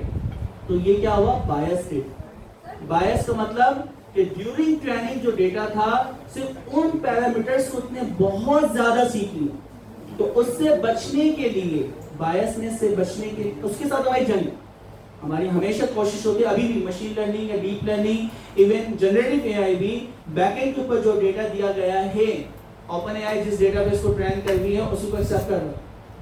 ये कहे कि नवाज शरीफ बहुत अच्छा है, बहुत ईमानदार है, जरदारी दुनिया का नेक इंसान है, ठीक है। अब OpenAI ने एडिटर डाल दी। अब आप किसी से भी पूछ लें कि इमरान खान वर्सेस नवाज शरीफ वर्सेस जरदारी, तो सब अच्छे हैं, इमरान खान को पकड़ लिया उसने, तो प्रॉब्लम हो गई, ठीक है। तो वो क्या, बायस डेटा ना हो, जो फैक्ट एंड फिगर हो, वो सारी जिनको हम कह रहे हैं रीजनर्स, तो रीजनिंग में वो इतना अच्छा नहीं है, ठीक है। तो अब हम कस्टम जीपीटी वगैरह बनाना भी सीखेंगे, किस तरह उसको यूटिलाइज करते हैं, ये सारी चीजें हम लोग करने वाले हैं। अंजुम भाई आप रेडी हैं? आ रहे हैं, कोई मसला नहीं यहाँ पे है।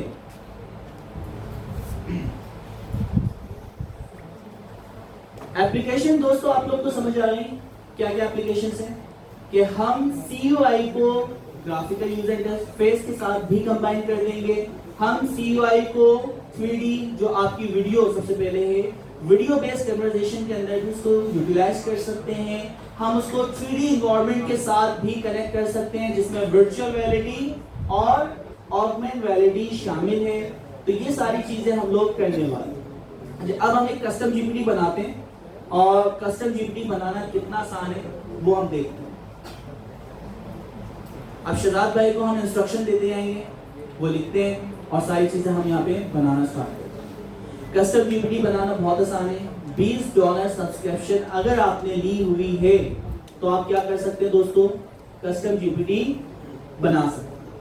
अच्छा, और इस्तेमाल 4-5 मिलकर ले लेना, 4-5 मिलकर तकरीबन $20 वाली सब्सक्रिप्शन का एक्सेस अभी कितने लोगों के पास है? बहुत कम है। ये तो बहुत गरीब लोग हैं यार। बिजली के बिल में सब चला जाता। मैंने भी ₹1,00,000 का बिजली का बिल दिया है। प्लस आपने कितना दिया है? 127। अरे आप मेरे से आगे। गवर्नमेंट को ये नया तरीका मिल गया टैक्स लेने का। ये बहुत खतरनाक है, ये बाल नहीं आएंगे जब तक हम सब सड़क में नहीं आएंगे, ये बाल नहीं आएंगे, बता रहा हूँ। अच्छा जी, अब जीपीटी बनाना बहुत ही आसान है। सबसे पहले आप चैट जैसी खोलते हो, ठीक है। हमारे पास वेबसाइट का नाम क्या है, chatgpt.com। तो chatgpt.com पे जैसे ही हम आते हैं, सबसे पहले अच्छा यहाँ तक हम कैसे आते हैं, लेफ्ट साइड के ऊपर हमारे पास एक बटन होता है, 3 वो बटन होता है, एक्सप्लोर जीपीटी।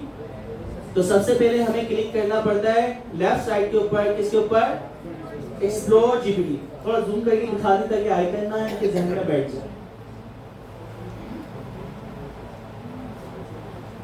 अच्छा, अब एक्सप्लोर जीपीटी जो हमारे पास मौजूद है, आपने इसके ऊपर क्लिक किया।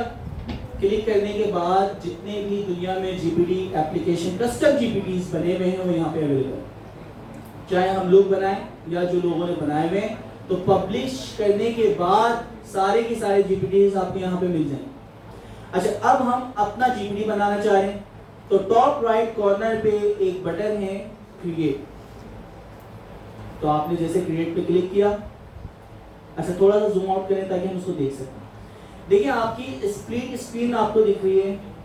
पहली वाली जो लेफ्ट साइड पे व्हाइट कलर में आपको नजर आ रही है, यहाँ पे हम जीपीटी जो है वो कन्वर्सेशन करते हुए भी बना सकते हैं और कॉन्फ़िगर करते हुए भी बना सकते हैं। दोनों में क्या फर्क है? पहला वाला जो है, जो क्रिएट का अभी इन्होंने सिलेक्ट किया हुआ है, व्हाइट वाला जो आपको नजर आ रहा है, ठीक है। आप लोग की जो स्क्रीन है वो क्या है, राइट साइड है, ठीक है। तो आपकी जो राइट साइड स्क्रीन आपको नजर आ रही है, इसके अंदर सबसे पहले क्रिएट लिखा हुआ है और एक है कॉन्फ़िगर। तो कॉन्फ़िगर में आप जाके कस्टम कमांड्स वगैरह से बना सकते हैं, उसके अंदर एक्शंस वगैरह डिफाइन कर सकते हैं, बहुत सारी कस्टम चीजें। लेकिन आप कन्वर्सेशन करते हुए कि आप चैट जीपीटी को खुद बता रहे हैं कि ये काम होना चाहिए, उसके अंदर ये फंक्शनैलिटी होना चाहिए, और वो आपके लिए वो काम करना स्टार्ट कर दे, ठीक है। यानी हम पहले जाके GUI की मदद से एक चैटबॉट बनाते थे, वो बनता था, पब्लिश होता। अब मैं इसको बोल के बताऊंगा कि तुम्हें चैट जीपीटी बनाना है, उसका काम क्विज लेना होगा, और जो जो मैं कमांड्स इसको देता जाऊंगा ये सारे काम हमारे लिए खुद करेगा। इवन उसके लिए लोगो भी बनाएगा, जो आप एक कस्टम जीपीटी बनाना चाह रहे हैं, आपने अपनी रिक्वायरमेंट जब इसको बताई तो उसका नाम भी सजेस्ट करेगा। तो ये सारी चीजें आपके लिए करेगा। इसी तरह जो आपको लेफ्ट साइड पे ग्रे कलर की प्रीव्यू की स्क्रीन दिख रही है, डिस्प्ले हुई है ना स्क्रीन, यहाँ पे आप लाइव टेस्ट कर सकते हैं। जो भी इंस्ट्रक्शन आप उसको दे रहे हैं, उस इंस्ट्रक्शन का जो रिजल्ट है, यानी जो हमारा यूजर होगा इसको चेक करने के लिए आएगा, लाइव इसको इस्तेमाल करेगा, तो किस तरह की चीजें उसको शो होंगी।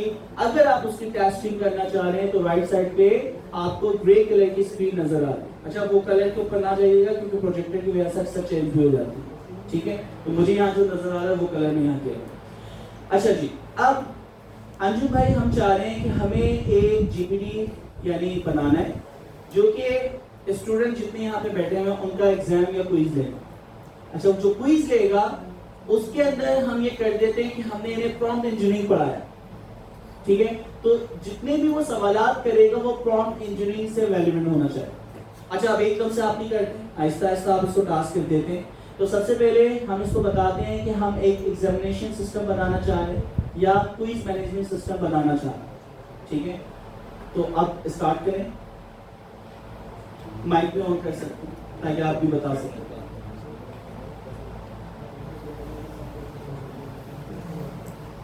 कोई कि आई वांट टू क्रिएट, हाँ अब प्रॉम्प्ट आप लिखना स्टार्ट।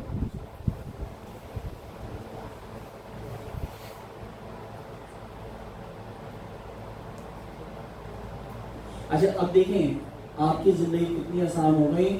आप कोई भी चीज बनाना चाह रहे हैं, सॉफ्टवेयर बनाना चाह रहे हैं, पहले प्रोग्रामिंग लैंग्वेज सब चीजें आप खुद लिखते थे। यहाँ पे आप जीपीटी से सिर्फ इंग्लिश में बात कर रहे हैं और आपके लिए काम करना स्टार्ट कर दें, ठीक है। तो जैसे आपने इसको प्रॉम्प्ट दिया, अंजू भाई क्या प्रॉम्प्ट दिया और ये क्या आपको इंस्ट्रक्शन दे रहा है, पूरी कन्वर्सेशन हर बंदे को समझ आना चाहिए कि हो क्या है।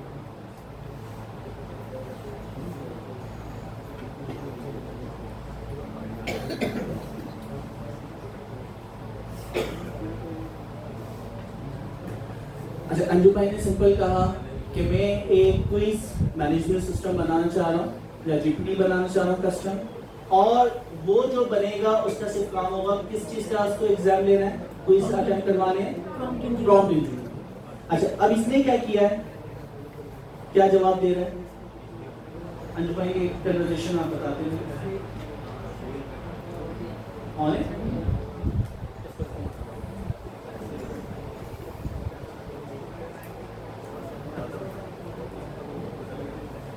सबसे पहले कह रहा है कि let's started of creating a degree or creating a quiz or prompt engineering. First we will set up basic context, description and example forms for this degree. ठीक है, मैंने सिर्फ अपनी इसको रिक्वायरमेंट बताई। रिक्वायरमेंट बताने के बाद नीचे देखें कि उसने उसके लिए काम करना स्टार्ट किया, इवन उसका नाम भी सजेस्ट कर दिया। आप डबल कोटेशन में देख रहे हैं क्या नाम रख दिया है, क्विज कोच, ठीक है। तो आप इससे यानी एग्री करते हैं, एग्री या जो भी लिखना चाहिए। अच्छा, आप लोग अपने हिसाब से बात कर सकते हैं।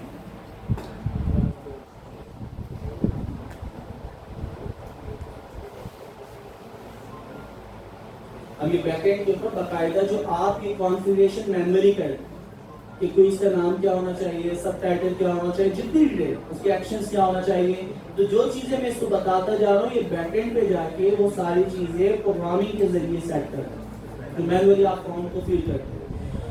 इवन उसका नाम सजेस्ट करने के बाद उससे क्या बना दिया, उसका लोगो भी बना दिया।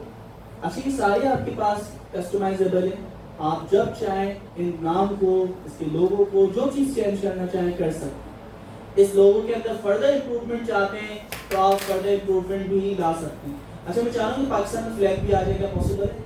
लोगों के चेक करते हैं ना, कस्टमाइजेशन हो भी रही है, जनरेटिव एआई से हर चीज जब जनरेट होगी है।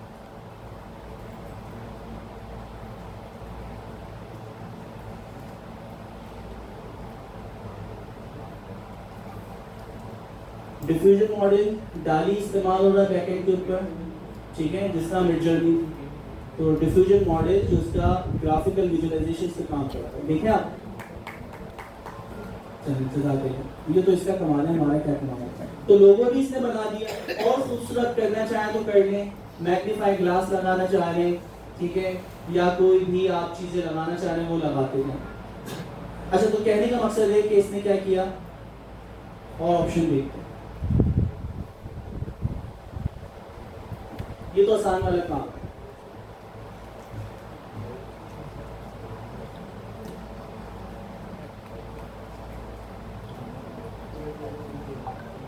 ठीक है भाई, इसको हमने कहा कि अच्छा दिख रहा है कॉफी। आप क्या कह रहे हैं? What specific aspects of prompt engineering should be emphasized or avoided during the quizzes?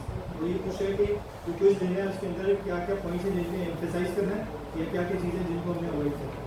जैसे कि एक तरह से फिल्टर पूछा है कि क्या चीज़ें इसमें इंक्लूड होनी चाहिए, जिसमें एम्फेसिस होना चाहिए, और क्या चीज़ें जिनको अवॉइड करना चाहिए। आप यानी दोनों चीजें पूछा है ना, आपने ड्यूरिंग एग्जाम जब चल रहा हो क्या करें। अच्छा, अभी जैसे हम इसे जीपीटी बनाएंगे ना, जैसे चलेगा, आप उससे बोलेंगे स्टार्ट क्विज, अभी हम वो इनिशियल प्रॉम्प्ट डिसाइड करते हैं, तो होगा क्या, वो 20 सवाल या 10 सवाल एक साथ आपको शो कर देंगे। तो क्या ये चीज सही है? तो हम चाह रहे हैं कि ड्यूरिंग एग्जाम आपने क्या करना है, एक एक करके क्वेश्चन करना है। आप क्वेश्चन करेंगे, वो उसका आंसर सिलेक्ट करेगा, उसको हाथों हाथ फीडबैक भी दे देंगे, ठीक है। तो हम चाह रहे हैं कि ड्यूरिंग एग्जाम वो क्या कर सके, ड्यूरिंग एग्जाम एक एक करके आपने क्वेश्चंस उसे शो करने, साथ ही जब वो उसका आंसर दे उसका फीडबैक भी दे दे, ठीक है। तो पहले तो ये टास्क परफॉर्म करवाते हैं। हमेशा याद रहे कि हम टास्क को छोटे चंक में करते हुए ही सॉल्व करेंगे। अगर आप पूरी प्रॉब्लम एक साथ लिख दें, इतना अच्छा तो कोई नहीं है ना कि सारी मैं कह रहा हूँ पूरा सिस्टम बनाना है, आपने पूरी इसका प्रॉम्प्ट लिखा उसको दिया इसमें कर दिया, नहीं। तो आप स्टेप बाय स्टेप इसको इंस्ट्रक्शंस देते हैं और वो इम्प्रूव होती जाती है। तो अब आप क्या चाह रहे हैं? ओके, पहली हमारी इंस्ट्रक्शन होगी शहजाद क्या नाम है कि आपका जो क्विज ये कंडक्ट करेगा, ड्यूरिंग क्विज एक एक करके उसको क्वेश्चंस शो करें, और उसके साथ साथ जैसे ही वो आंसर देगा उसको फीडबैक भी आपको।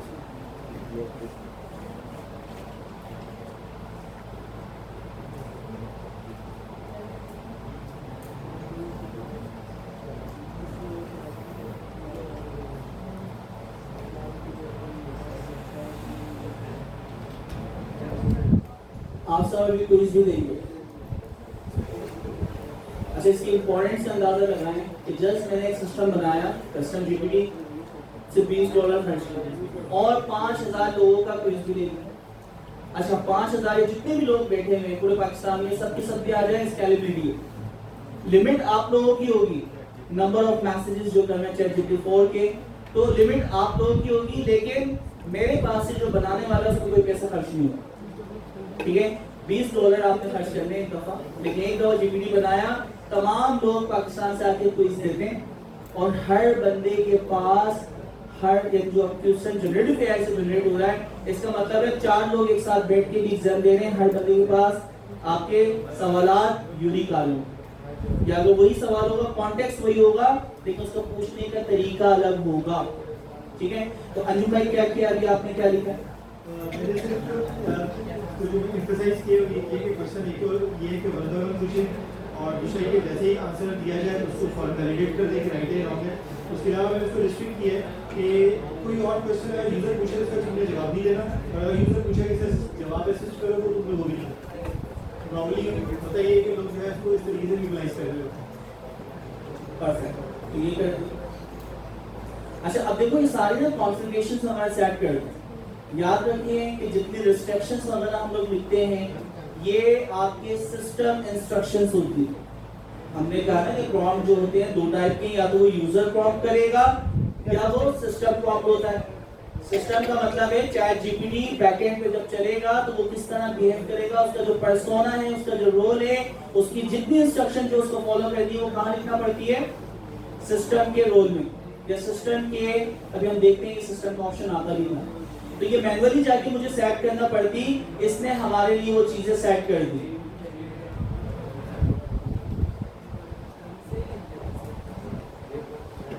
ठीक, तो बोला कि क्विज में फॉर्मल करूं या इनफॉर्मल, तो हमने कहा कि फॉर्मल ही करूं। क्या हुआ? इंटरनेट इशू हुआ था।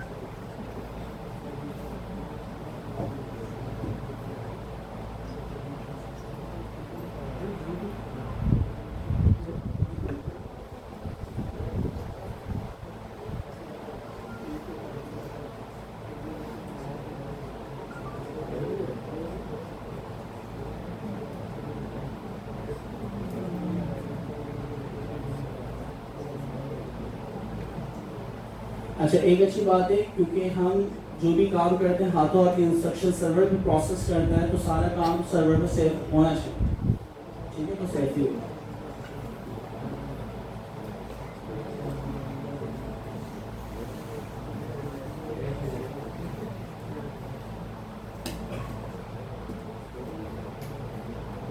अच्छा जी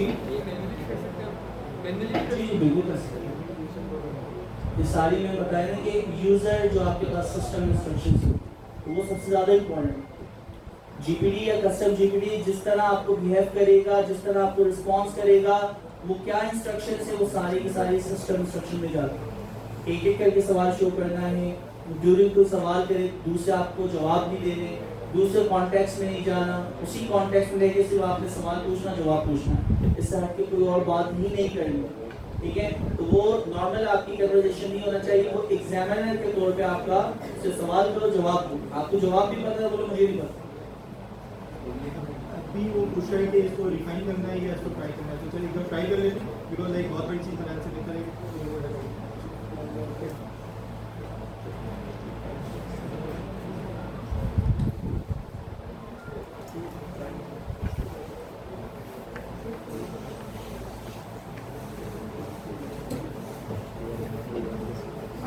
देखें जी, अब इम्पोर्टेंट चीज देखें, हमारे पास राइट साइड पे अभी तक ये पब्लिकली अवेलेबल नहीं है, ठीक है। जितनी चीजें शो हो रही है अभी सिर्फ और सिर्फ अंजुम को शो हो रही है, इनके अलावा कोई भी नहीं देख सकता। आप देखें स्टार्टअप प्रॉम्प्ट कुछ हमें नजर आ रहे हैं। स्टार्टअप प्रॉम्प्ट का मतलब क्या है कि जैसे ही चैट जीपीटी या जो भी हमारी एप्लीकेशन है कोई भी खोलेगा तो उसके पास ये ऑप्शन आते हैं चार, हम इसको रिस्ट्रिक्ट करते हैं। कॉन्फ़िगरेशन में जाके कॉन्फ़िगर में जाके वो सबसे टॉप पे ऊपर कॉन्फ़िगर नहीं बैक में जाना चाहिए कॉन्फ़िगर जी। अब यहाँ पे देखिए क्या क्या चीजें आ रही याद है, अब इसके बारे में आप अब इसके लिए जो स्टार्टर हमारे पास फॉर्म टेस्ट में हम रिस्ट्रिक्ट कर सकते हैं, जिससे जो हमें चूज करना है वो रखेंगे बाकी हम लोग उसमें स्टार्टर कोई और कॉम्प्लीमेंट है, गिव मी क्वेश्चन है, टेस्ट माय नॉलेज है, हाउ कैन आई। तो यहाँ पे सबको मिटा के हम सिर्फ और सिर्फ एक ही स्टार्टअप वो बटन रखेंगे और उसका नाम क्या होगा, स्टार्ट क्विज।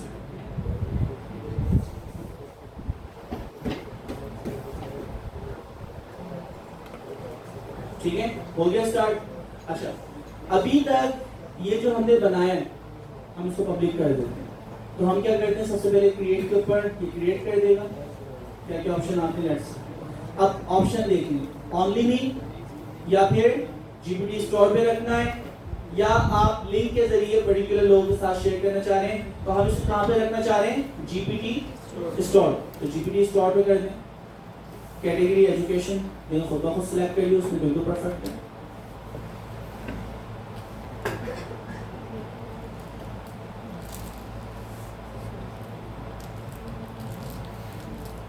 अच्छा, अब ये लिंक हमारे पास आया, ठीक है, लिंक भी कॉपी कर लें, व्यू जीपीटी पे जाके इस जीपीटी का नाम क्या है। अब आप लोग क्या काम करेंगे, दूसरा अकाउंट, दूसरा ब्राउजर खोल के कोई दूसरी ईमेल वगैरह अगर है तो उससे जीपीटी पे वो ईमेल एड्रेस नहीं दूंगा, कॉग्निटो में यही खुल जाएगा, कॉग्निटिव पे लेकिन चेक करें। सर नाम बताएं जीपीटी का नाम बताएं क्या रखा था, क्विज वहाँ पे नाम आ रहा है कोच और क्रिएटर का नाम और सारी चीजें। अच्छा, वही लिंक कॉपी पेस्ट कर दो, वहाँ से कॉपी क्या हुआ है,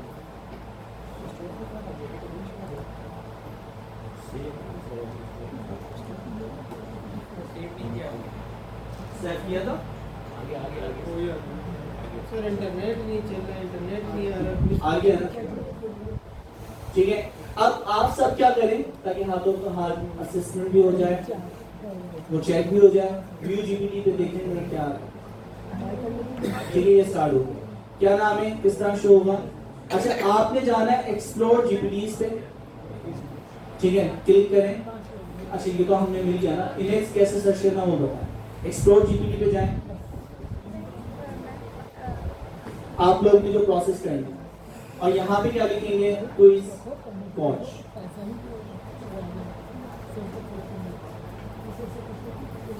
आ रहे हैं? आप सबके पास आ रहे हैं दोस्तों? तकरीबन सबके पास आ रहे हैं। ठीक है, अब जरा ये क्विज दें ताकि हम चीजें चेक करें, फिर हम भी चेक करेंगे। सब लोग स्टार्ट करें, कम से कम 1 या 2 क्वेश्चन के आंसर तो दें। चलना चाहिए ना, अपना नेट चलना चाहिए, डेटा दूसरों के डेटा पे कौन डेटा ही नहीं चल रहा, अपना डेटा नहीं है। पाकिस्तान में है। बारिश हो रही है बाहर।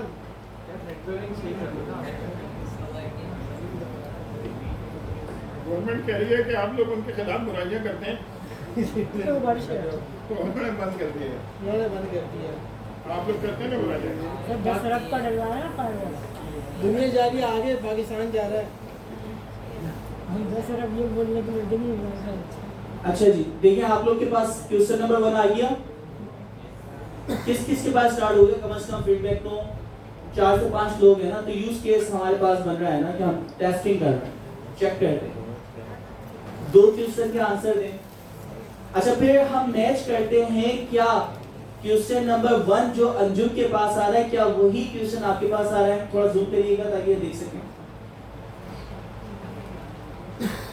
What is prompt engineering and why is it important in the context of AI and language models? ये सवाल है। किसके पास ये है? 2 3 मिलता जुलता क्या बात सही है ना, वो AI बेस है। अच्छा, अभी पता क्या है, वो पर्सनलाइज आपकी प्रोफाइल नहीं जानता। आगे जाके हम ये चीजें बताएंगे कि पर्सनलाइज करें। पर्सनलाइज का मतलब क्या है? हम जब AQ के साथ API के साथ कनेक्ट करेंगे तो फर्दर इंस्ट्रक्शंस भी आपके आना चाहिए कि इस स्टूडेंट का एजुकेशन लेवल क्या है, कौन कौन सी लैंग्वेजेस जानता है, किस किस प्रोग्रामिंग लैंग्वेजेस के ऊपर इसको कमांड। ठीक है, तो उस कॉन्टेक्स्ट के हिसाब से आपसे सवालात करें। अब मैं PhD लेवल से जब सवाल करूंगा यही प्रॉम्प्ट इंजीनियरिंग के बारे में, तो मेरे सवालात अलग होंगे। और एक 7th क्लास के स्टूडेंट से मैं प्रॉम्प्ट इंजीनियरिंग के बारे में अगर सवाल करता हूँ या उससे पूछता हूँ या उसको बताता हूँ तो मेरा बताने का तरीका अलग होगा। तो पर्सनलाइज भी ये होगा इन फ्यूचर। अच्छा, तो ये सिस्टम अब जरा अंदाजा लगाएं। मुझे उसका रोल नंबर ले लेता, उसका नेम ले लेता, उसका डेटा कलेक्ट करवा के AQ के जरिए मैं पोस्ट ग्रेस में रखवा दूँ। तो अगर 50,000 स्टूडेंट एग्जाम दे दे, सिर्फ एक सवाल ही पूछता है, 2 सवाल पूछता, क्यों? क्योंकि इसके अंदर मैसेजेस की लिमिट होगी। हमने सबसे पहले ये इम्प्लीमेंट करना चाहा गवर्नर हाउस में, तो बन तो गया, लेकिन प्रॉब्लम क्या आई कि जो यूजर इस्तेमाल कर रहे हैं क्लाइंट, उनके साथ ये प्रॉब्लम आ रही थी कि लिमिट उनके पास ChatGPT 4 की खत्म हो। आप कुछ कहना चाहें? सबका सेम आ रहा है। चलो, तो जनरेटिव AI उसने बोला मैं क्यों इतनी मेहनत करूं, नहीं कर रहे। लेकिन ये है कि आपके जो ऑप्शंस होते हैं MCQs बेसिस को जब हम करवाते हैं, इसको अपडेट करें कि सब्जेक्टिव की जगह MCQs बेस। फ्रेंड्स भी आ रहे हैं, अलग आ रहे हैं, कुछ अलग आ रहे हैं, ठीक है ना, अलग भी आ रहे हैं। आप सवाल करना चाह रहे हैं जी? ओके,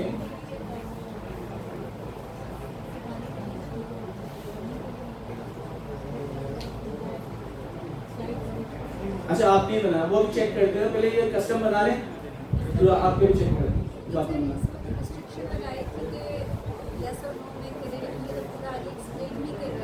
फीडबैक नहीं, फीडबैक देने का हमने बोला था ना, फीडबैक का बोला था, ठीक है ना, फीडबैक देना।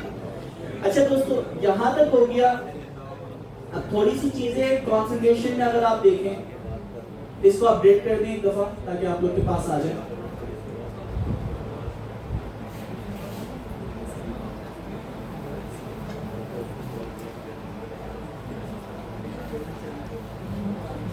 अच्छा, अब आप लोग को थोड़ी सी टास्क भी दी जाए ना घर के लिए। जीपीडीज वाला जो सेक्शन है जो कि हमने readme.md हम पढ़ लेते हैं, उस readme.md में जाके आपने क्या करना है, सबसे पहले भाई $20 खर्च करना, ठीक है। उसके बाद कहानी स्टार्ट होगी, वरना हम जितना बता दें जितना समझा दें, जब तक आप अपने यानी हैंड्स ऑन नहीं करेंगे, मुझसे लिख के ले लें, कभी जिंदगी में आपको पता ही नहीं होगा कस्टम जीपीडी बनता कैसे, ठीक है। तो इसका मतलब है हैंड्स ऑन करना आप पे फर्ज है, तो वो आप कर लेंगे। अच्छा, कॉन्फ़िगरेशन में और क्या क्या आ रहा है, यानी कॉन्फ़िगर के अंदर आके हम क्या क्या कर सकते हैं। अभी वो प्रोसेस कर रहा है, बल्कि टैब है ना वो बैकएंड पे कर रहा है, तो टैब जरा चेंज करें क्या होता है। ओके, अब इसके अंदर जो जो ऑप्शन आ रहे हैं जरा अंजुम हमें बताएं क्या क्या चीज है। ऑप्शन के ऊपर ध्यान दिएगा दोस्तों। इससे पहले नेम है, क्विज का नाम है, डिस्क्रिप्शन है, एक छोटी डिस्क्रिप्शन है जिसमें क्विज के बारे में लिखा हुआ है। इंस्ट्रक्शंस, ये काफ़ी इंपॉर्टेंट चीज़ है। बेसिकली ये इंस्ट्रक्शंस वो होती हैं जो कि हम चैटजीपीटी को इंस्ट्रक्ट कर रहे होते हैं कि तुमने किस तरीके से काम करना है। अभी तो फिलहाल हम इससे क्रिएट करवा रहे हैं, लेकिन जब हम अपनी कस्टम जीपीटी खुद बना रहे होते हैं तो उसके अंदर हमारी जो इंस्ट्रक्शन ये बड़े काम आ रही होती है। यहाँ पे इंपॉर्टेंट चीज मैं बता दूं, जो सिस्टम लेवल इंस्ट्रक्शंस की मैं बात कर रहा था कि आपका नाम क्या होगा, नाम उसने सबसे ऊपर डाल दिया, डिस्क्रिप्शन वो क्या करेगी, डिस्क्रिप्शन भी इसने खुद डाल दी, क्विज लेगी। अच्छा, फिर उसके बाद मैं बता रहा था कि ड्यूरिंग एग्जाम आपने 1 बाय 1 क्या करना है, क्वेश्चन शो करना है, उसको फीडबैक देना है और कॉन्टेक्स्ट से हट के कोई भी आपने आंसर नहीं करना, ठीक है। तो वो सारी चीजें जो सेट हुई है वो कहाँ पे हुई है, इंस्ट्रक्शंस के अंदर। चैट जीपीटी, कस्टम जीपीटी की जितनी कंट्रोलिंग है वो सारी की सारी कंट्रोलिंग जो है, यानी जो आपके पास इंस्ट्रक्शंस का ये ऑप्शन आ रहा है, ये बहुत ज्यादा इंपॉर्टेंट है, इसके ऊपर आपने बहुत फोकस करना। आप कुछ कहना चाह रहे हैं सर? जी थोड़ा तेज बोलिए।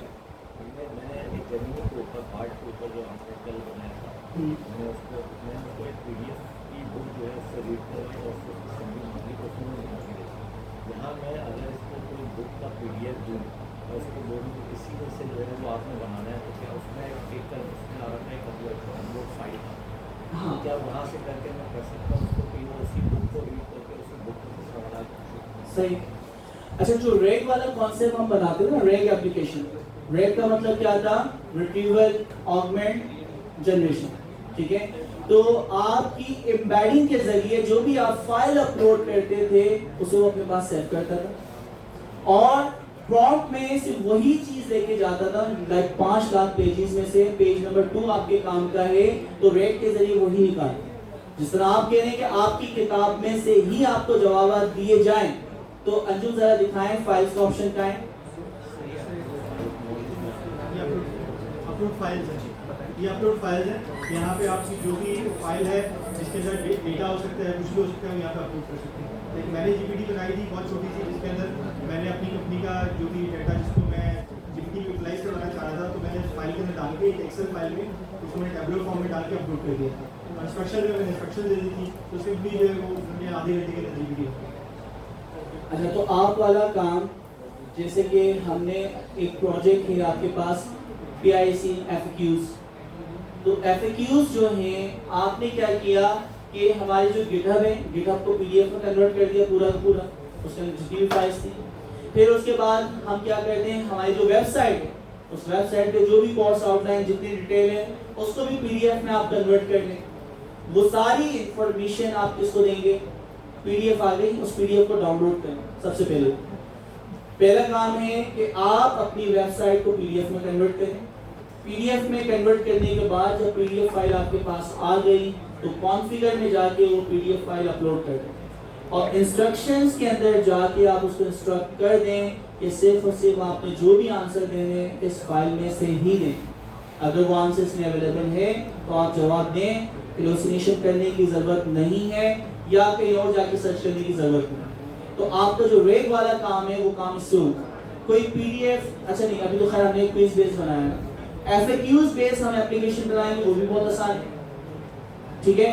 तो नेक्स्ट आप लोग का जो टारगेट है, जब तक ऑनलाइन क्लास नहीं हो रही, आप लोग क्या करेंगे, FAQs बेस आप अपनी ऑर्गेनाइजेशन का बना लें चाहे तो, या फिर सबसे आसान PIC का जो बनाया है उसी को प्रोजेक्ट आप कंप्लीट कर सकते हैं।